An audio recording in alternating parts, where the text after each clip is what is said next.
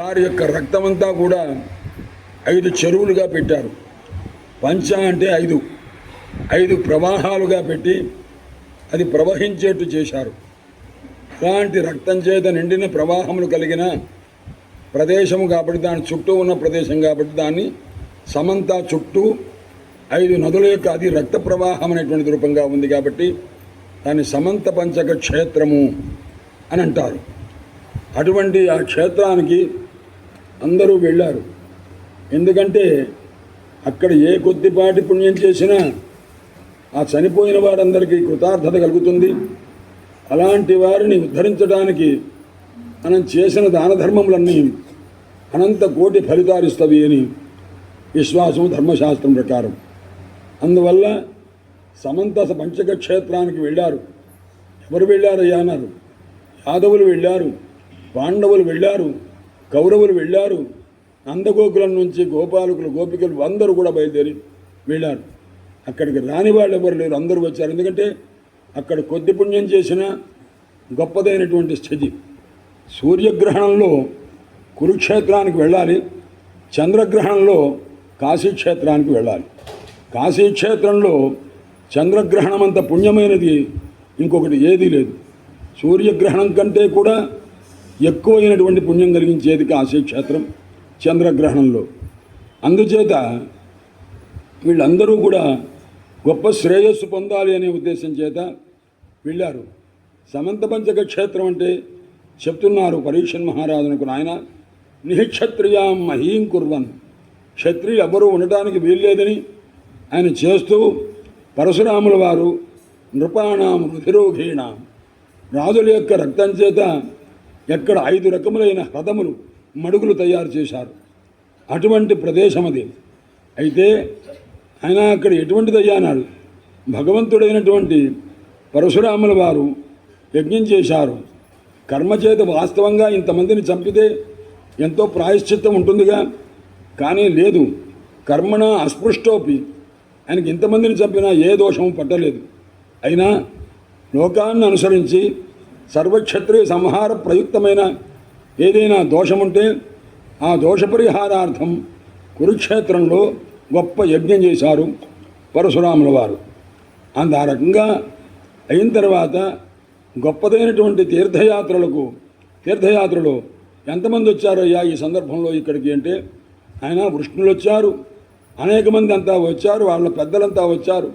అక్రూరుడు, దేవకుడు, ఆహకుడు అంటే వాళ్ళలో పెద్దవాడు, యాదవులు అందరికంటే కూడా పెద్దగా ముసలాయన, వాళ్ళందరూ బయలుదేరారు. ఎందుకయ్యా అన్నారు.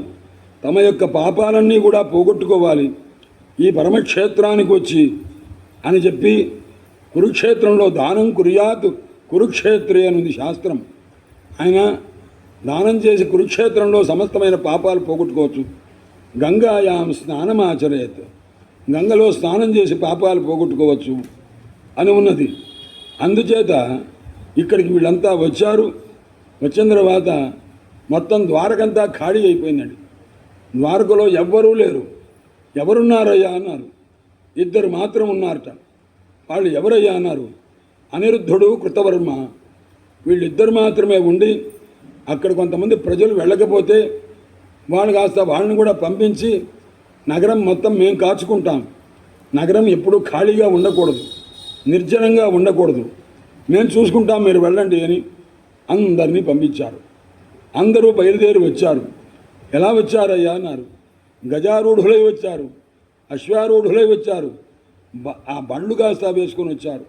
ఆ దివ్యమైనటువంటి వస్తు మామూలుగా రాలా.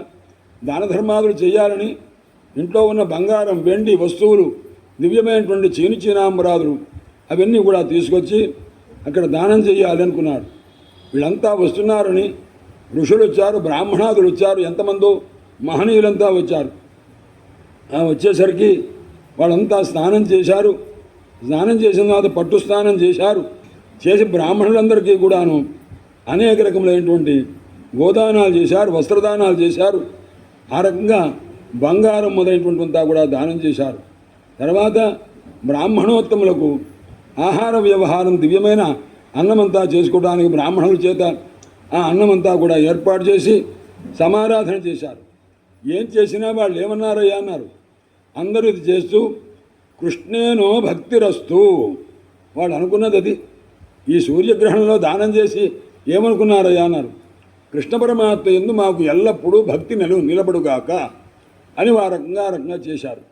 ఆ రకంగానే ఆ పరమాత్మ యొక్క ప్రీతి కొరకు పరమాత్మ యందు తమకు భక్తి ఉండాలని ఈ రకంగా అనుకున్నారు, చేస్తున్నారు.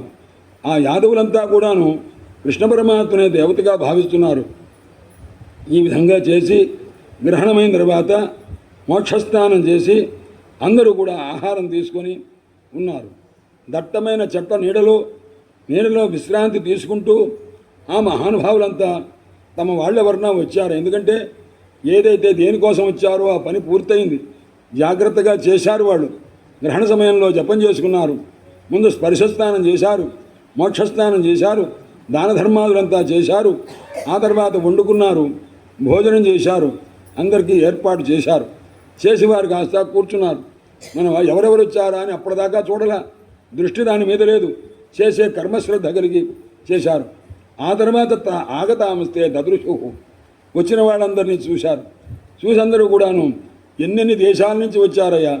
విరాట దేశం నుంచి వచ్చిన వాడు ఉన్నారు, మత్స్య దేశం నుంచి, ముసీనర దేశం నుంచి వచ్చారు, అక్కడక్కడ ఎంతమందో వచ్చారు. కాంబోజులు వచ్చారు, కైకై దేశం నుంచి వచ్చారు, మద్రదేశం నుంచి వచ్చారు, ఆనర్త దేశం అంటే ద్వారకా ప్రాంతం కేరళ దేశం నుంచి ఎంతమందో వచ్చారు మహానుభావులంతా. అందరూ కూడా వచ్చేసరికి అక్కడ ఇంతమందిలో ఎవరిని గుర్తుపట్టేటుందా అన్నారు. లేదు. కానీ ఏ విధంగా తమకు కావలసిన వారు ఉంటారో వాళ్ళని బాగా వాళ్ళు చూసుకోవడానికి వాళ్ళ దృష్టి మిగతా వాళ్ళ మీద ఉండదు. మన వాళ్ళు ఎవరున్నారని చూసుకుంటున్నారు. నందాదులంతా వచ్చారు, నందగోకులంలో నుంచి, బృందావనం నుంచి. గోపులు వచ్చారు, నందుని యొక్క అనుచరుడు గోపులంతా వచ్చారు. ఎందుకంటే కృష్ణ పరమాత్మ వస్తారు, వారి దర్శనం అవుతుందేమోని. గోపికలు వచ్చారు, పరమాత్మ భక్తులైనటువంటి వారంతా. వాళ్ళందరూ కూడా ఉత్కంఠులై మిక్కిలి ఆసక్తి కలిగి ఒకరినొకరు చూసుకోవచ్చు. ఈ రకంగా పరమాత్మ దర్శనం అవుతుంది. గోపికలు 2 తెగలు ఉన్నారు. 2 తెగలంటే 2 పార్టీల వాళ్ళు ఉన్నారు. బలరామ గోపికలు, కృష్ణ గోపికలు. బలరాముల వారి గోపికలు కృష్ణ పరమాత్మ వైపు వెళ్ళరు, కృష్ణ గోపికలు బలరాముల వారి వైపు వెళ్ళరు. అందుకోసం వాళ్ళు ఆయన చూడటానికి వాళ్ళు వెళ్ళారు, ఈయన చూడటానికి వీళ్ళు వచ్చారు. అందరూ సమావిష్టులయ్యారు. అయితే ఒకళ్ళకొకళ్ళు కనిపించిన తర్వాత పరస్పర దర్శనం చేత ఆనందపడి ఆలింగనం చేసుకొని కంటి వెంట నీరు పెట్టుకొని ఎంతకాలానికి చూశాం కదా అని అనుకుంటున్నారట. ఇలా చూసి వాళ్ళ పరిస్థితి అంతా చూశారు. వృద్ధులైన వాళ్ళు వచ్చారు, చిన్నవాళ్ళు వచ్చారు, వృద్ధులైన తాత వరుసైన వాళ్ళు మహానుభావులు ఎక్కడి నుంచో చాలా కాలం తర్వాత వచ్చారని ఆ పిల్లలంతా, యువకులైన పిల్లలంతా సాష్టాంగపడి పెద్దలకు నమస్కారం చేస్తున్నారు. ఆ తర్వాత వచ్చినటువంటి పెద్దలు ఎవరైతే ఉన్నారో వాడికి స్వాగతం చెప్తూ ఆ తర్వాత కృష్ణ పరమాత్మ యొక్క దర్శనం అవుతున్నది. వాళ్ళంతా కూడా కృష్ణ కథ మిథ, కృష్ణ పరమాత్మ కథలు చెప్పుకున్నారు. మనం ఎలా వచ్చామయ్యా, కృష్ణ పరమాత్మ అనుగ్రహం చేత ఆయన దర్శనం అవుతుందని వచ్చాం కదా మనం అని ఈ రకంగా అనుకుంటున్నారు. ఇంత లోపల కుంతీదేవి వచ్చింది. తన సోదరుడు ఆ మహానుభావుడు వసుదేవుడు ఉన్నాడు, మిగతా వాళ్ళంతా తన సోదరులంతా ఉన్నారు. వాళ్ళని చూసింది, కొద్దిగా ఆమెకు కష్టమేసి వెంటనే వసుదేవుని కాస్త కొద్దిగా దెప్పి పొడుపుగా మాట్లాడింది.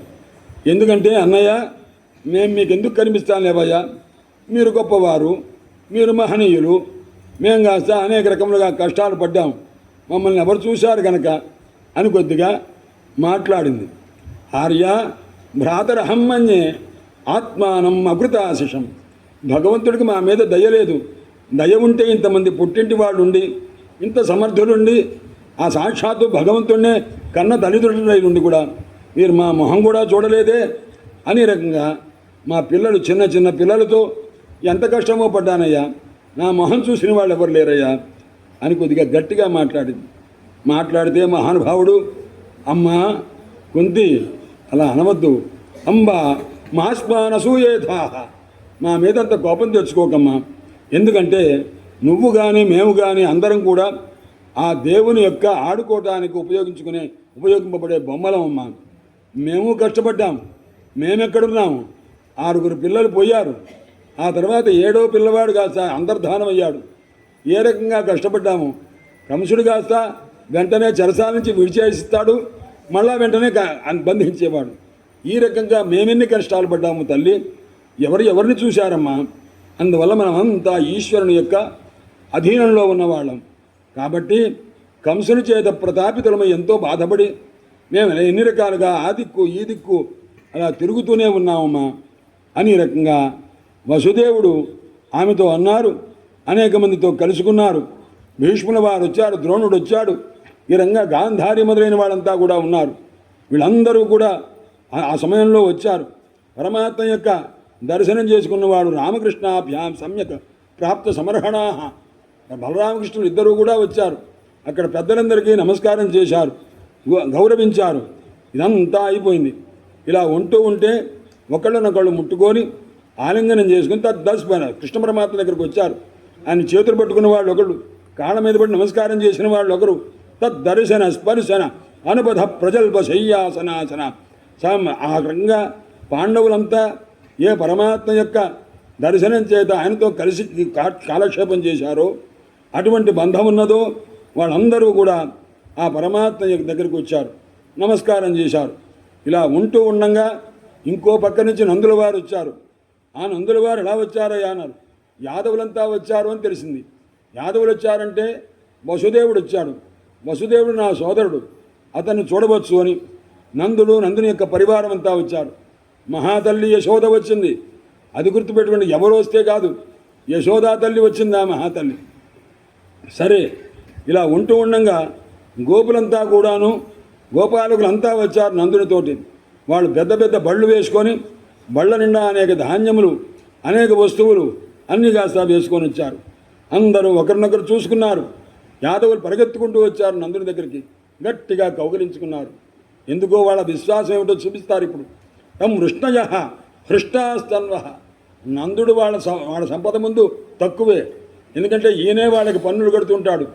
అటువంటి వాడు రాగానే నందుని చూడగానే పరిగెత్తుకుంటూ వృష్ణి యాదవులంతా వచ్చి ఆయన కాస్త ఆలింగనం చేసుకున్నారు. ఆ రకంగా నాయన ఎంతకాలమైందయ్యా నేను చూసి, ఎంతకాలమైందయ్యా. మధురకి బృందావనానికి ఎంత దూరం అండి అన్నారు. 26 కిలోమీటర్లు అండి అన్నారు. గట్టిగా నడుచుకుంటూ రోజు గోపికలు వెళ్ళి అక్కడికి పోయి అన్నీ పాలు పెరుగు అమ్ముతున్నారుగా, అలాంటిది ఎంత దూరం అండి అన్నారు. చూడటానికి వెళ్ళలేదు. అక్కడి నుంచి ద్వారకకు వెళ్ళిపోయారు. ఎక్కడి నుంచి చూసే అవకాశం లేదు, బహుదూరం అయిపోయింది. అందుచేత ఇప్పుడు కలిశారు. వసుదేవుడు కాస్త సంతోషించాడు, నందుడిని ఆలింగనం చేసుకున్నాడు, బ్రహ్మాండంగా ఏడ్చాడండి పాపం. ఆయన ఎలా ప్రేమ విహ్వల స్మరన్ కంసకృతాన్ క్లేశాన్ పుత్రన్యాసంచ గోకులే. అన్నా నంద, నీవు లేకపోతే మా బ్రతుకేమిటి, మేమేమిటి గనక, నేను గనక తీసుకొచ్చి ఆ పిల్లవాడిని అక్కడ ఉంచాను. లేకపోతే కంసుని వల్ల ఏ శిశువు కూడా బతికేటువంటి అవకాశం లేదు. ఆ సమయంలో అక్కడ వదిలిపెట్టి వచ్చిన తర్వాత ఆ పిల్లవాడిని మీరు ఎలా పెంచారు నాయన? మీలాగా పెంచే తల్లిదండ్రులు మేము కూడా అలా పెంచలేం, అలా పెంచారు నాయన మహానుభావ అని చెప్తున్నారు. ఆ తర్వాత బలరామకృష్ణులు ఇద్దరు కూడా వచ్చారు నందుని దగ్గరికి. ఎప్పుడు వదిలిపెట్టారండి? 10వ సంవత్సరం ఆ వయస్సులో వదిలిపెట్టా. కంసుని చంపిన తర్వాత వచ్చారు. ఇప్పుడు పరమాత్మ వయస్సు ఎంత అన్నారు? 100 సంవత్సరముల పైబడి ఉందన్నమాట. అయినా కానీ దివ్యమంగళ విగ్రహంతో మహానుభావుడు ఉన్నాడు. ఎందుకో తెలుసునా? పరమాత్మ వివాహం చేసుకొని పరమాత్మ వల్ల ఒక్కొక్కరికి 10 మంది సంతానము చొప్పున కలిగి, అందులో ప్రద్యుమ్నునకు వివాహమై ప్రద్యుమ్నునకు కుమారుడు పుట్టి, ఆ కుమారుడికి కుమారుడు పుట్టి, ఇదంతా జరిగిందనమాట. ఆ సందర్భంలో ఇంతమంది వచ్చారు. వీళ్ళందరూ కూర్చొని ఉన్నారు. ఈ సందర్భంలో నందుడు కాస్త ఒక్కసారి ఆలింగనం చేసుకొని ఆ మహానుభావుడు చెప్పాడు, అన్నయ్య ఎంత నువ్వు ఉపకారం చేశావయ్యా అని అనేసరికి ఇంత లోపల బలరామకృష్ణులు వచ్చారు, నందునికి నమస్కారం చేశారు. నగించను ఆ చదువు ప్రేమన. వాడికి ఇలా చేతులు కట్టుకొని నిలబడ్డారండి నందుని ముందు బలరామకృష్ణుడు. ఎందుకంటే ఇంత పెంచినటువంటి ఆ మహానుభావుని కాస్త వదిలిపెట్టి, నాన్న మేము ఇక్కడ ఉండిపోతాము, వీళ్ళకి చిన్నప్పటి నుంచి వీళ్ళ దగ్గర లేకపోయాము, మమ్మల్ని కన్న తల్లిదండ్రులు అని చెప్పి ఒప్పించి పంపించేశారు. పంపించి ఇంతకాలం తర్వాత మళ్ళా కలిశారు. కలిసి వాళ్ళు ఏం చేశారు? ఆ చేతులు రెండు కట్టుకొని నగించనో చతుహు, ఏమీ మాట్లాడాల, అట్లా నిలబడ్డారంతే.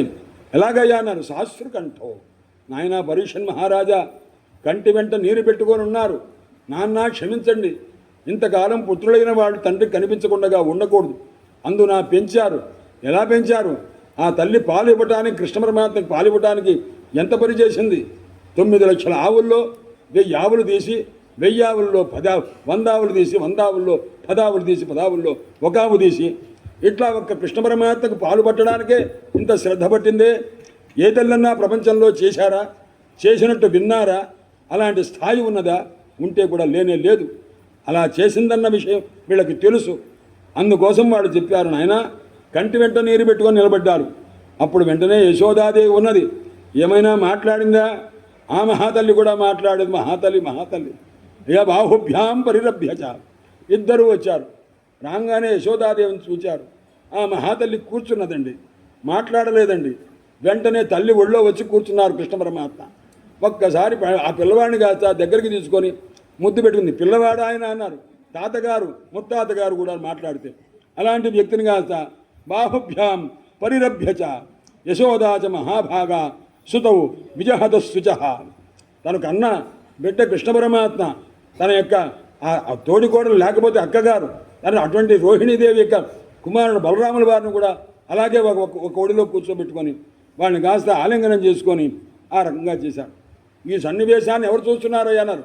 రోహిణీదేవి చూస్తున్నది, దేవకీదేవి చూస్తున్నది. చూస్తుంటే దేవకీచ రోహిణీ దేవకీచ అథ పరిష్వజ్య బ్రజేశ్వరి.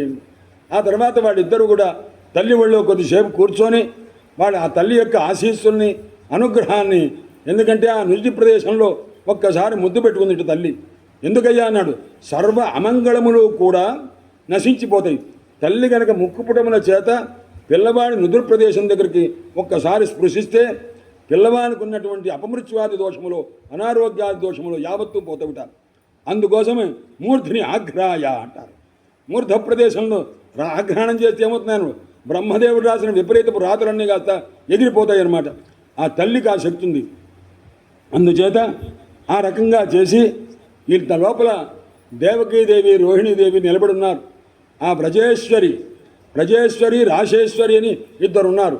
రాశేశ్వరి అంటే రాధాదేవి, బ్రజేశ్వరి అంటే నందగోకులం మొత్తానికి రాణిగారు ఎవరయ్యా అన్నారు, యశోదాదేవి అనమాట.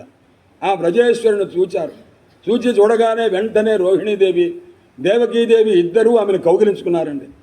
ఆ కౌగిలించుకునేసరికి ఆ స్మరంచో తత్కృతాం మైత్రీం, అమ్మా ఎంత ప్రేమ చూపించావు తల్లి, ఎంత ప్రేమ చూపించావమ్మా అని ఆమె తాలూకు మైత్రిని చూచి స్మరించుకుంటూ బాష్పకంఠులై, అంటే కంటి వెంట నీరు వస్తున్నది, కంఠంలో ఒక రకమైన గద్గద స్వరం వచ్చింది. ఆ వాళ్ళిద్దరూ కలిసి మాట్లాడారు. అమ్మా నీవు చేసిన ఉపకారాన్ని ఎవరు మర్చిపోతారు తల్లి? ఎవ్వరూ మర్చిపోరు. నువ్వు చేసిన ఉపకారానికి నీకు స్వర్గలోకం ఇచ్చినప్పటికీ కూడా అది రుణం తీర్చుకున్నట్టు కాదమ్మా. అంత గొప్పదైనటువంటి ప్రేమ చూపించావు తల్లి. అవాప్య ఐంద్రమైశ్వర్యం యస్య అనేహ ప్రతిక్రియ. ఇంద్రుని యొక్క ఐశ్వర్యం నీకు సమర్పించి నీ కాళ్ళకి ఇచ్చిన నమస్కారం చేసినా కానీ ప్రతిక్రియ కాదు. నీవు చూపిన ప్రేమలో అది ఒక లవలేశం కూడా కాదు ఇంద్రుని యొక్క ఐశ్వర్యం సుమా అని అన్నారు. ఈ రకంగా అదృష్టపితరో యువయోస్మ పిత్రోహో. అమ్మ తల్లిదండ్రులను చూడలేదు కానీ వాడిని ఎలా చూశారయ్యా? మీరిద్దరూ తల్లిదండ్రులై ఆ రకంగా ఏ రకంగా వా పిల్లల్ని చూశారో ప్రాప్య ఊషతుర్భవతి భక్ష్మచ యద్వదక్షిణోహం. మీరు అల్లా పిల్లల్ని చూశారయ్యా అన్నారు. భక్ష్మ కనురెప్పలు ఏ విధంగా కనుగుట్లను కాపాడుకుంటూ ఉంటాయో ఆ రకంగా మీరు కాపాడుకున్నారమ్మా. ఆ చూడండి, ఆ శబ్దాలు వేశారంటే మాటలు రావాలి కదండి. కృతజ్ఞత చెప్పుకోవాలంటే దానికి శబ్దాలు ఉండాలిగా, అది హృదయంలో ఉండాలిగా. భాషనంతా ఆ రకంగా హృదయంలో సంభావన చేసుకొని మనం మాట్లాడాలిగా. ఎంత మహాతరులో చూడండి వాళ్ళు. అంతే తప్ప ఇంతకాలమైన తర్వాత అమ్మ కులాసగా ఉన్నారా, బాగున్నారా, ఇట్లాంటి పిచ్చి మాటలు మాట్లాడలేదండి. యద్వద్ దక్షిణోపక్ష్మ. అమ్మా కళ్ళకు కనురెప్పలు ఏ విధంగా రక్షకములైనవో అలా మా పిల్లలిద్దరినీ కూడాను కనురెప్పల్లాగా కాపాడారు తల్లి. మీ రుణం తీర్చుకోవడానికి మాకేమన్నా మాటలున్నవా, చేతలున్నవా తల్లి అని చెప్పి నమస్కారం చేశారు. ప్రాప్యోషతుర్భవతి పక్ష్మచ యద్వదక్షిణో న్యస్తావ కుత్రచ భయో నసతాం పరస్వ. అమ్మ ఎక్కడ వాళ్ళకి ఏ రకమైన భయం లేకుండగా వాళ్ళు మీ సొంతమైనటువంటి స్వరూపంగా మీరు రక్షించారే తల్లి అంటే ఆమె కృతజ్ఞతగా ఏమైనా మాట్లాడిందా? యశోదాదేవి మాట మీకు రానే రాదు. ఎంత భాగవతం వెతుక్కుంటే ఒక్క మృద్భక్షణ లీలలో మాట్లాడటం తప్ప ఆ తల్లి మాట్లాడింది లేనే లేదనమాట. అలాగే కృష్ణ పరమాత్మని ఎప్పుడు చూశారయ్యా వీళ్ళంతా అన్నారు. అంటే ఒక్కసారి కంసుడి దగ్గరికి వెళ్ళి మధురకు వెళ్ళిన తర్వాత పరమాత్మ మొట్టమొదటిసారి కలిసింది ఇదే, ఇక తర్వాత కలిసింది లేదనమాట. అందుచేత ఈ రకమైనటువంటి సన్నివేశం అంతా చూచారు. ఆ మహాతరుడు తల్లిని నమస్కారం చేసుకున్నారు. ఆ తర్వాత అయిన తర్వాత పరమాత్మ ఆయన వింటున్నావా పరీక్షన్ మహారాజా, ఎందుకంటే యశోదాదేవి ప్రసక్తి వచ్చేసరికి సుఖయోగేంద్రుల వారి కంటి వెంట ఆనంద బాష్పాలు, ఆ వియోగం వల్ల చూపించిన తల్లి యొక్క మహిమ మనస్సు మొత్తం కూడా ఆయనకి ఆర్ద్రమైపోతుందండి. అందువల్ల ఇప్పుడు చెప్తున్నారు, గోప్యశ్చ కృష్ణముపలభ్య చిరాదభీష్టం. ఆయన ఈ విధంగా పెద్దవాళ్ళ స్థితి ఉంటే గోపికలంతా కృష్ణ పరమాత్మ వచ్చారు అని తెలిసింది. తెలిసేసరికి వాడు ఊరుకుంటారా? ఆయన్నే తలుచుకుంటూ తలుచుకుంటూ తలుచుకుంటూ జీవిస్తున్నారు వాళ్ళు. అందువల్ల చిరాదభీష్టం యత్ ప్రేక్షణే, మన కళ్ళకు చాలా కాలం తర్వాత సార్థకమైనటువంటి స్థితి వచ్చింది. పరమాత్మ ఎక్కడున్నారని చూస్తున్నట్ట. చూస్తుంటే మధ్యలో కనురెప్ప పడిపోతున్నదండి. అంటే ఎంత చూసినా కానీ ఒకసారి కళ్ళు ఇలా ఆర్పుతాముగా, ఆర్పేసరికి వెంటనే బ్రహ్మదేవుడు ఎంత పని చేశారు, కృష్ణ పరమాత్మను చూద్దామంటే మధ్యలో కనురెప్ప పడుతుందే, ఈ గ్యాప్ ఎందుకు ఇచ్చాడు? బ్రహ్మదేవుడికి అసలు సృష్టి చేయడం చేత కాదు, కళ్ళు తయారు చేయడం చేత కానీ బ్రహ్మదేవుడు మనకెందుకండి అనుకుంటూ బ్రహ్మదేవుడు కాస్త ఇట మెడికల్ విరిచినట్టుగా ఏం చేశాడయ్యా ఈ బ్రహ్మదేవుడు, కనురెప్ప పాటిచ్చాడు అని చెప్పి తిట్టుకున్నారటండి. అందువల్ల ఎందుకంటే దృగ్భి హృదీకృతమలం పరిరభ్య సర్వా తద్భావం ఆపురపి నిత్యయుజాం దురాపం. కాబట్టి ఆ మహానుభావులు అందరూ కూడా పరమాత్మ యొక్క దర్శనం కోసం వెళ్ళారు. వెళ్ళేసరికి పరమాత్మ ఏం చేశారయ్యా అన్నారు. చూడండి, ఆయన కాస్త గోపికలందరినీ ఇంట్లో ఆడవాళ్ళంతా అసూయపడతారేమో లేనిపోంది ఉన్నారు, 16,108 మంది ఉన్నారుగా, వాళ్ళ మీద ప్రేమ చూపిస్తే వీళ్ళేమైనా అసూయపడతారేమో అని ఇట్టండి అక్కడ పెడతాం, అక్కడ గ్రౌండ్ ప్రదేశం పెద్దది ఉంది అని చెప్పి అక్కడ తీసుకెళ్ళారట. ఏకాంతంలోకి తీసుకువెళ్ళారు. వాడితో కూర్చోబెట్టి మాట్లాడారు. అపిస్మరధన సక్ష, నన్ను ఎప్పుడన్నా తలుచుకుంటున్నారా అని అడిగారు. ఎవరు? కృష్ణ పరమాత్మ. గోపికలు అడగల, కృష్ణ పరమాత్మ ఉన్నారు. సక్ష స్నేహితురాండ్రులారా, మీరు ఎప్పుడన్నా తలుచుకుంటున్నారా? ఎందుకంటే స్వానాం అర్థచికీర్షయ గతాన్ చిరాయితాన్, నేను మిమ్మల్ని వదిలిపెట్టి వెళ్ళాలని వెళ్ళలేదు. ఎందుకంటే మా వాళ్ళు చాలా కాలం నుంచి నా వల్ల ఏదో కొన్ని ప్రయోజనాలు కావాలని బలాత్కారంగా తీసుకువెళ్ళారు, అంతే తప్ప మిమ్మల్ని నేను విడిచిపెట్టేటువంటి లక్షణం గలవాడినా అని చెప్పి నూనం భూతాని భోగవాన్ భువన యునక్తి దీనక్తి చ, పరమేశ్వరుడు ఉన్నాడే అనేక మందిని అలా కలుపుతుంటారు, మధ్యంలో వియోగం చేస్తూ ఉంటారు. కాబట్టి ధైర్యం కలిగి ఉండాలి, వియోగమున్నా సంయోగమున్నా అన్నారు. ఒక గోపిక అన్నది, స్వామి నీ సంయోగం కంటే నీ వియోగమే మాకు ఇష్టమయ్యా అన్నది. గోపికలు సామాన్యులు కాదు, వాళ్ళ మాటలు తీరే వేరు. అదేమిటి, అందరూ సంయోగం కోరుకుంటారు కదా, నువ్వు వియోగం కోరుకుంటున్నావేమి? స్వామి సంయోగంలో మీరు 5 అడుగులో 6 అడుగులో ఎంతున్నారో అంతే కనిపిస్తారని, మీ వియోగం అనుకోండి మీరు కనిపించలేదు కొన్ని, అంతటా కృష్ణ పరమాత్మే ఉన్నాడు, ప్రపంచం మొత్తం కృష్ణ పరమాత్మనే చూస్తాం. అందువల్ల సంగమ విరహ ప్రసంగే, కలయిక విరహము రెండిట్లో విరహయేవ గరీయాన్, మీ విరహమే మాకు మంచిది ఆయన. అలాగే కాలక్షేపం చేశాం. ఇప్పటిదాకా మొత్తం అంతా కృష్ణమయంగానే చూసాం. ఇప్పుడు ఒక్కసారి కృష్ణ పరమాత్మ వచ్చారంటే ఏదో లోపల ఉంటుంది, మాట్లాడవచ్చు కదా. ఎందుకంటే మేమంతటా చూసే కృష్ణ పరమాత్మ మాతో మాట్లాడు, ఆయన రూపమే కనిపిస్తుంది, ఆయన భాషణ మాకున్నదిగా. ఇప్పుడు నీ భాషణ కూడా ఉంటుందని ఇలా వచ్చాను ఆయన అని ఆ మహాతల్లులు చెప్పారు. చెప్పేసరికి పరమాత్మ వారికి, నా యందు మీకున్న భక్తే మీకు అమృతత్వాన్ని కలుగజేస్తుందమ్మా అని పరమాత్మ వారికి తత్వోపదేశం చేశారు. అధ్యాత్మ శిక్షయా గోప్య, అధ్యాత్మ విద్యను ఉపదేశం చేశారు. ఈ విధంగా అనుగృహ్య గోపానాం భగవాన్ గోపీనాం స గురుర్మతి. ఇలా ఉంటూ ఉండంగా రాధాదేవి కూడా వచ్చిందండోయ్, మర్చిపోవద్దు. రాధాదేవి వస్తే ఇది ఎవరికి తెలుసున్నాయా అన్నారు. ఎవరికి తెలియదు. రాధాదేవి వచ్చిన విషయం కృష్ణ పరమాత్మకి తెలిసింది. వెంటనే బయలుదేరి వెళ్ళారు. ఆ మహాతల్లి వేరే పెద్ద డేరా, దాంట్లో వ్యవహారం, దాంట్లో మహారాణి కదండి, రాశేశ్వరిగా అక్కడికి వెళ్ళారు. ఎవరు వెళ్ళారయ్యా అన్నారు. రుక్మిణీదేవి మొదలైన వాళ్ళంతా వెళ్ళారు. తెలిసింది రాధాదేవి వచ్చింది, రాధాదేవి వచ్చిందన్నారు. ఈయన అందరిలో ఎవరింట్లో ఉన్నా కలవరిస్తున్నారుగా.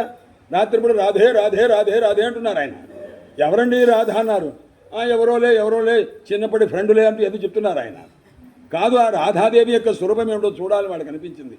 ఎంత కాకపోతే రోజు కూడా కలవరిస్తూనే ఉంటారు ఆయన. ఒక్కసారి చూద్దామనుకున్నారు, వెళ్ళారు. రాధాదేవి యొక్క ఏదైతే డేరా ఉన్నదో ఆ ఉన్న ప్రదేశానికి వెళ్ళారట. వెళ్ళేసరికి అందరూ అక్కడ చాలామంది పరివారం ఉన్నారు. అక్కడ ఉన్నటువంటి వాళ్ళ యొక్క సౌందర్యం ఎలా ఉంది యానులు వాళ్ళని చూస్తే రుక్మిణీదేవి వాడు కదా, మనం ఏముంది గెత్తలేం కనుక వాళ్ళ ముందు ఏం పనికి వస్తాను వాళ్ళు ఒక చూసుకుంటున్నారు అన్నమాట. కంపారిజన్ అన్నట్టుంటారుగా, తులనాత్మకమైన పరిశీలన చేసుకుంటున్నారు. ఓహో అలా కాదు. ఇంత లోపల అమ్మగారు వస్తున్నారు అని ఒక ఆవిడ వచ్చిందనమాట, విశాఖాదేవి అనేసరికి ఈ విశాఖాదేవి వచ్చింది లోపల. అంటే రాధాదేవి యొక్క చెలికత్తె ఒక మాట చెప్పింది, అమ్మగారు వస్తున్నారు అన్నారు. అనగానే రాధాదేవి యొక్క 8 అష్టసుఖులు ఉన్నారు. ఆ అష్టసుఖుల్లో ఒక ఆమె వచ్చింది. ఆమె రాధాదేవికి రాధాదేవి అన్నారు. వస్తారు తొందరపడకండి అన్నారు. ఓహో ఈ రాధాదేవి కదా, ఈమె మహాసౌందర్యంగా ఉందే అని వాడు దండం పెట్టుకుని కూర్చున్నారన్నమాట. ఎవరు? ఈ అష్టమహిషులు కృష్ణ పరమాత్మ యొక్క సత్యభామ రుక్మిణీదేవి మొదలైన వాళ్ళంతా కూడా. ఆ తర్వాత ఇంకోసారి ఎవరో వచ్చారయ్యా అన్నారు. ఇంకొక ఆమె వచ్చిందనమాట. ఆమె వస్తుంటే అమ్మగారు వస్తున్నారు ఆమె కంగారుగా వస్తున్నదనమాట. అప్పుడు వాళ్ళకి అర్థమైంది ఈవిడ కూడా అయ్యి ఉండకపోవచ్చు అనుకున్నారు. ఆ తర్వాత మహాతల్లి వచ్చిందండి. ఆ మహాతల్లి వస్తుంటే ఆమె స్వరూపం చూచారు. వీళ్ళు ఆశ్చర్యపడ్డారు. ఆహాహా ఏమి సౌందర్యము కృష్ణ పరమాత్మ ముగ్ధులైపోతున్నారంటే, రోజు కలవరిస్తున్నారంటే ఎందుకు కలవరించారండి? ఇలాంటి సౌందర్య రాశి మనం చూసామా? చూడనే లేదని చెప్పి దగ్గరగా వెళ్ళారట. దగ్గరగా వెళితే మహాతల్లి కూర్చున్నది. కొద్దిగా దగ్గరగా వెళ్ళారు, ఏమి అనలేదు. కొద్దిగా ముందుకు దగ్గరికి వెళ్ళారు. ఒక్కసారి ఆమె బట్టట ముట్టుకున్నారండి. ముట్టుకున్న తర్వాత బట్ట ముట్టుకొనిచ్చిందిగా, పాదాలు కూడా ముట్టుకొనిస్తుంది అన్నట్లా చూసి ఆ వేళ్ళు ఆ కాళ్ళు అవి నుంచి జాగ్రత్తగా ముట్టుకుంటున్నారు. ఎవరు? రుక్మిణ్యాదులంతా కూడా. అంతా అయిపోయింది. ఆమెను కాస్త ముట్టుకొని ఆనందపడిపోతున్నారు. ఎందుకంటే మహాసౌందర్యవతిని మనం చూసాం.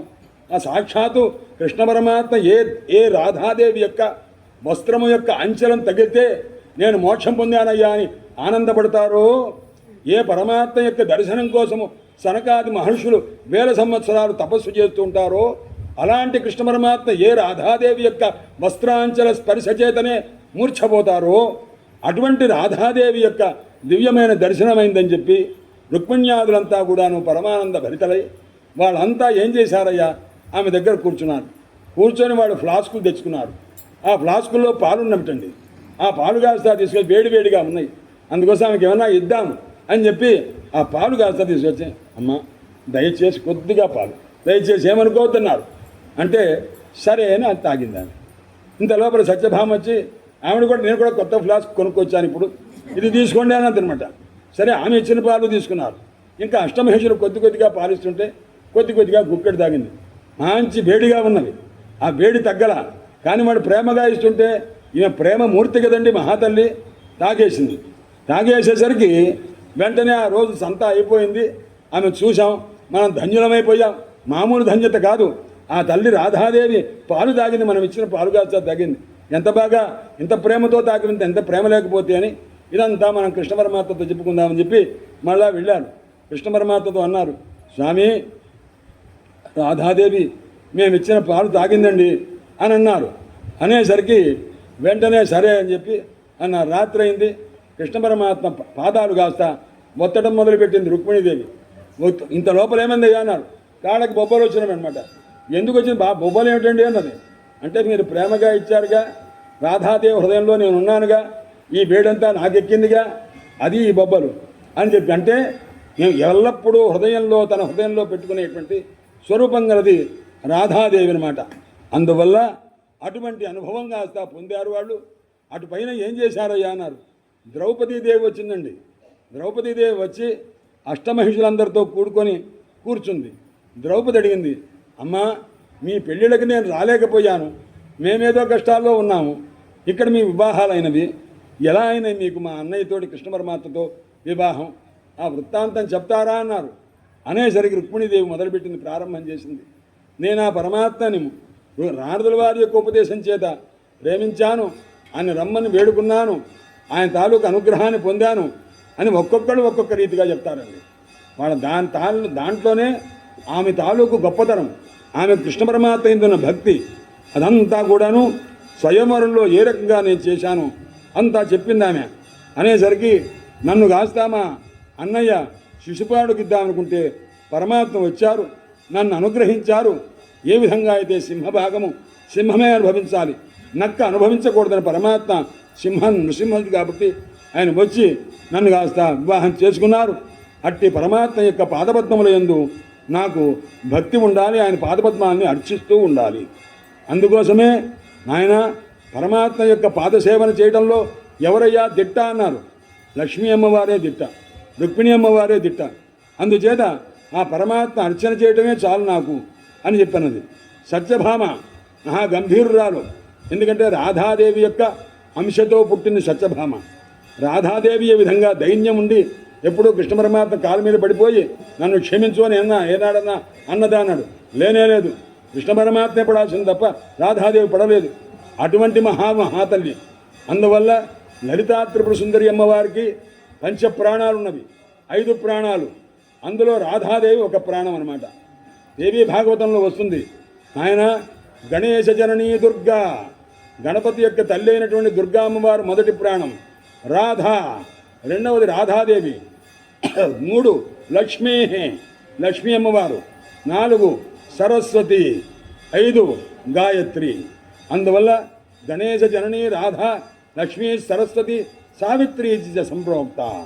ఇవన్నీ కూడా లలితా త్రిపుర సుందరి అమ్మవారి పంచప్రాణాలు. అందులో రాధాదేవి ఒకరు.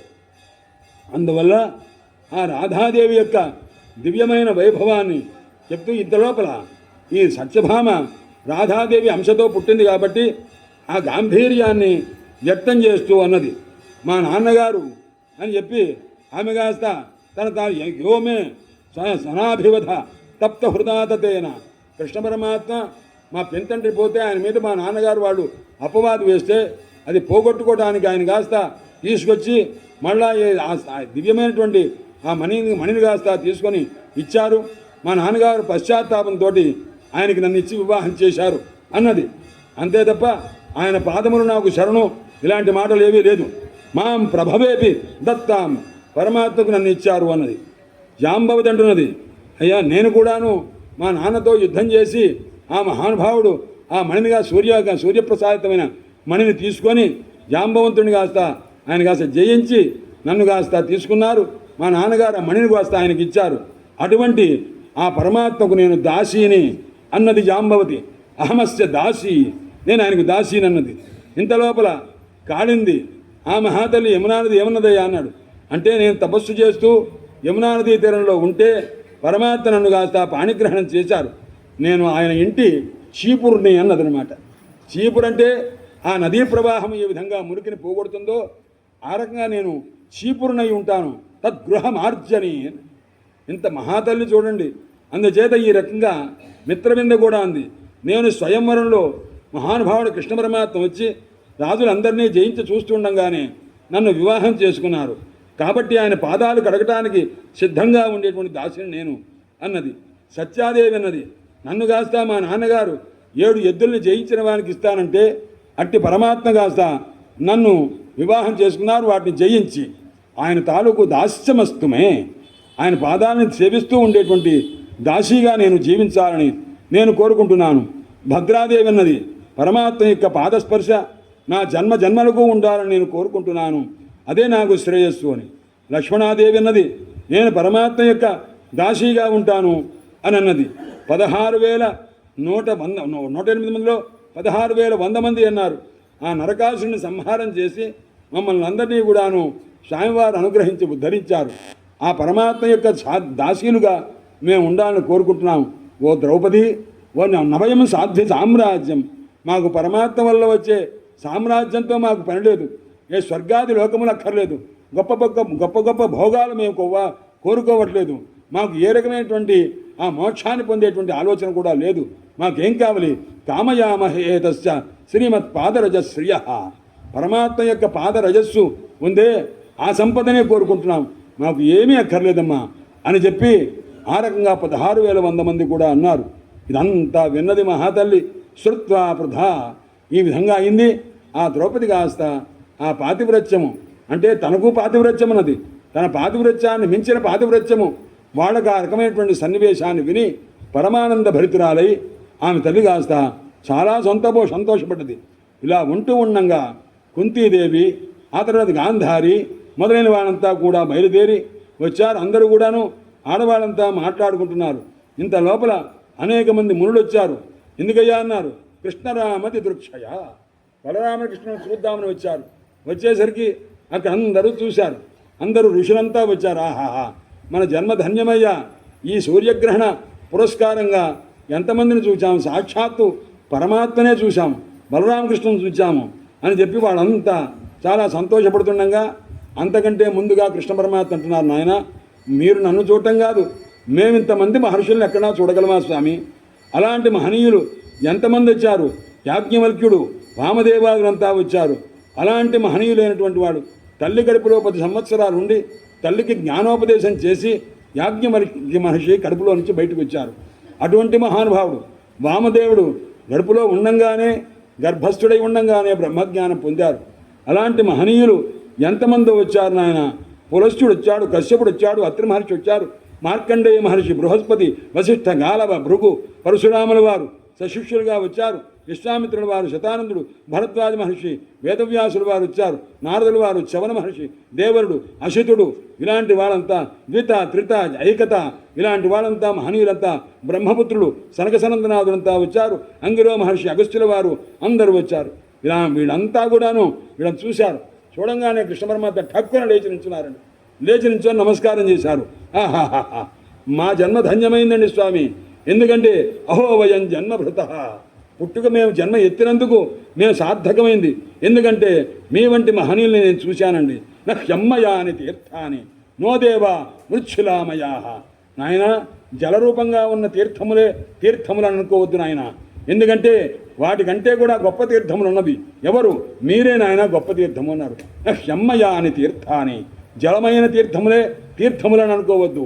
నోదేవ మృచ్ఛిలామయా అంటే సాలగ్రామ శిలాద్రూపంగా ఉన్న దేవతలు అని మాత్రమే అనుకోవద్దు. తే పునంతి ఉరుకాలేనా. సాలగ్రామ పూజ కానీ గంగాది స్నానములు కానీ చిరకాలం చెయ్యగా ముక్తి లభిస్తుంది. దర్శనాదేవ సాధవ, మహానుభావుని చూస్తే దర్శనం చేతనే కృతార్థులమైపోతాను నాయన అని కృష్ణ పరమాత్మ ఋషుల దర్శనం చేత కృతార్థులై ఆ రకంగా అన్నారు.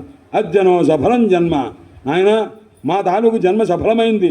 ఎందుకంటే మేము పొందినటువంటి జ్ఞానం కానీ అంతా కూడా చాలా ధన్యులమయ్యామని వాళ్ళు కూడా అన్నారు, ఋషులు కూడా. ఎందుకంటే నాయన మేము తపస్సు చేసే దేనికయ్యా అన్నారు, కృష్ణ దర్శనం కోసమే.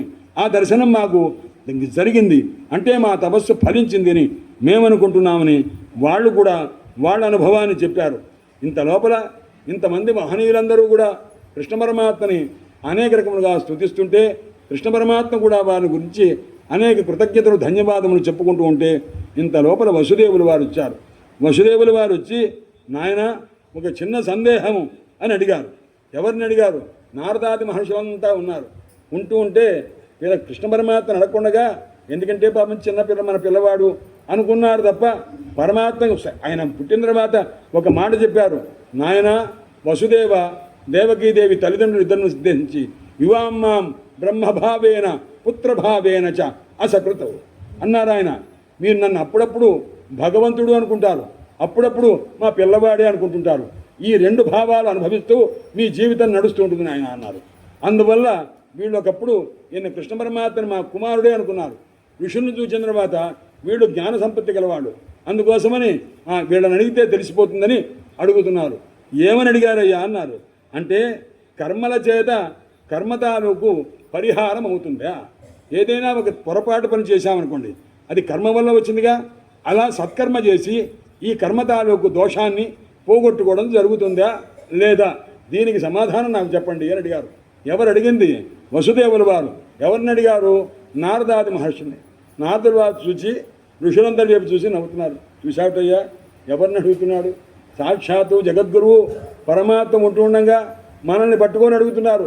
చూశావా అని నాది చిత్రం మీద వాళ్ళంతా కూడా ముక్కు మీద వేలేసుకుంటున్నారు.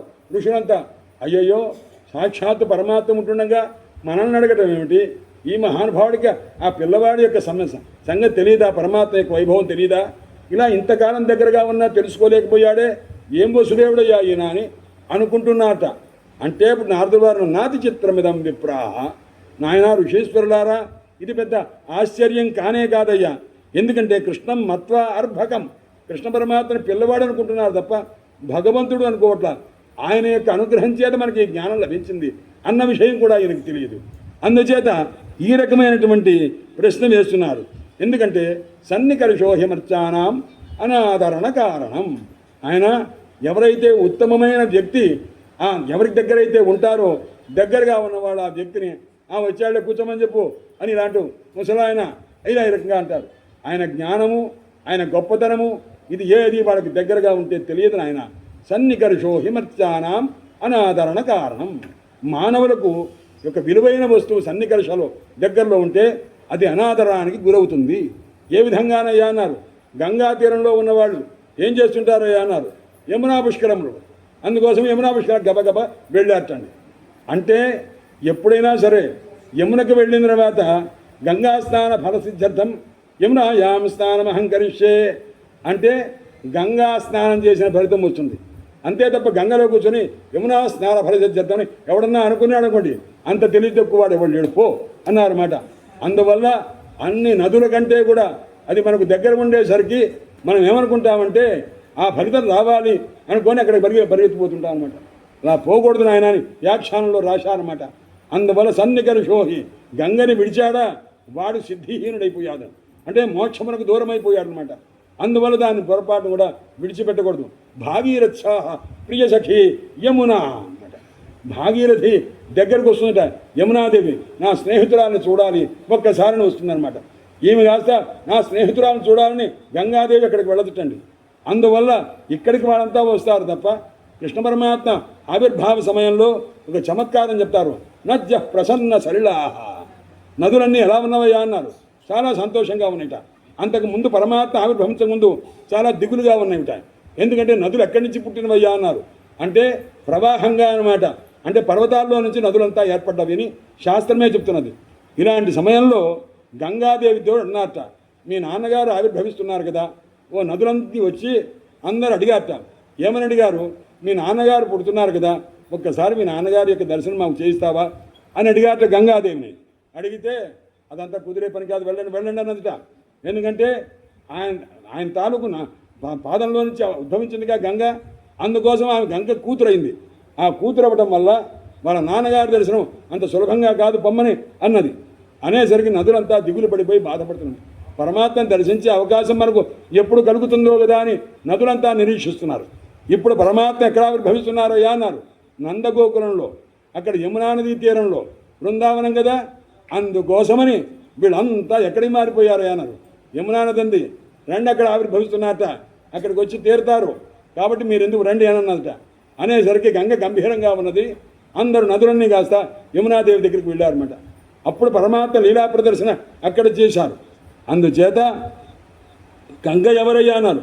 అన్ని నదుల చేత ప్రార్థింపబడినటువంటి మహాతల్లి అని చెప్పి సన్నికర్షో ఇక్కడ ఉన్నందుకు మనం ఏం చేస్తుంటాం, గంగ ఎక్కడ ఎప్పుడు ఇలాగే ఉంటుంది కదండి, మనం ఒకసారి అక్కడికి వెళ్ళొద్దామండి, గోదావరి పుష్కరాలు వెళ్ళొద్దామండి, కృష్ణా పుష్కరాలు పెడదామని అంటుంటారు. అందుకోసమే చెప్పారు, నాకు కాశీవాసం చేసేటప్పుడు ఏం చేసుకుంటారు అన్న, ఒక 2 పెద్ద బండరాళ్ళు తీసుకొచ్చి మీరు కొట్టుకోవడానికి మొహమాటం అయితే ఎవరన్నా తీసుకొచ్చి నాయన 2 కాళ్ళ మీద వేసి విరగొట్టరా 2 కాళ్ళు అన్నారు. అంటే కాళ్ళు విరగొడితే నడవడం ఎలాగన్నారు, నడవకుండా ఉండటం కోసమే. కాళ్ళు కాస్త పాషాణం చేత పాదవుని హత్య, పాదాలు కొట్టేసుకొని కదలకుండా పడి ఉండండి. ఇలా పడి ఉంటే కానీ గంగ దగ్గర కాశీలో కానీ ఉండడం అనేటువంటి కుదరదు సుమా. అలా ఉండాలి. అటువంటి భావన కలిగి ఆ మహానుభావుడు ఒక ఆయన చెప్పారు, నాయన కృష్ణ పరమాత్మని బృందావనంలో ఒక సాధువు ఉండేవాడు. పరమాత్మని కాస్త ఒక చిన్న విగ్రహం పెట్టుకొని పరమాత్మని ఆయన ప్రత్యక్షంగా ఉన్నట్టు భావన చేసుకునేవాడు. ఒక వృద్ధుడు, నాయన కృష్ణ లేనాయన తెల్లవారుతున్నది, లేచి ఒక్కసారి స్నానం చేయి అని ఆయన కాస్త స్నానం చేయించి ఆ యమునా నది నీళ్లు తీసుకొచ్చి స్నానం చేయించి ఆ విగ్రహానికి అంతా సౌకర్యం చేస్తుండేవాడు. కృష్ణ పరమాత్మ ఆయన కనిపించినట్టుగా మాట్లాడుతున్నట్టుగా అదంతా భావన ఉండేది. ఇలా ఉంటూ ఉండగా ఆకలి వేస్తే కృష్ణ పరమాత్మ పొద్దున్నే ఆకలి వేస్తుంది అని ఆ ఊర్లో అందరికీ ఆయన చిరపరిచితుడు. అందువల్ల కృష్ణ పరమాత్మ ఆయన పిల్లవాడికి ఆకలిగా ఉన్నట్టుంది, 2 అరటిపళ్ళు ఇస్తావా అనేవాడు. ఆయన ఏదో అరటిపళ్ళు అమ్ముకునేవాడికి వస్తావు 4 పళ్ళు ఇచ్చి తీసుకోండి స్వామి, అంతకంటే ఏం కృష్ణ పరమాత్మ. ఎందుకంటే ఈయన ఏ రకమైన స్వార్థ బుద్ధి లేదు, ఆడంబరం లేదు, ఒక భక్తి అమాయకపు భక్తితో ఉన్నాడు. ఆ పళ్ళు కాస్త ఇస్తుండేవారు.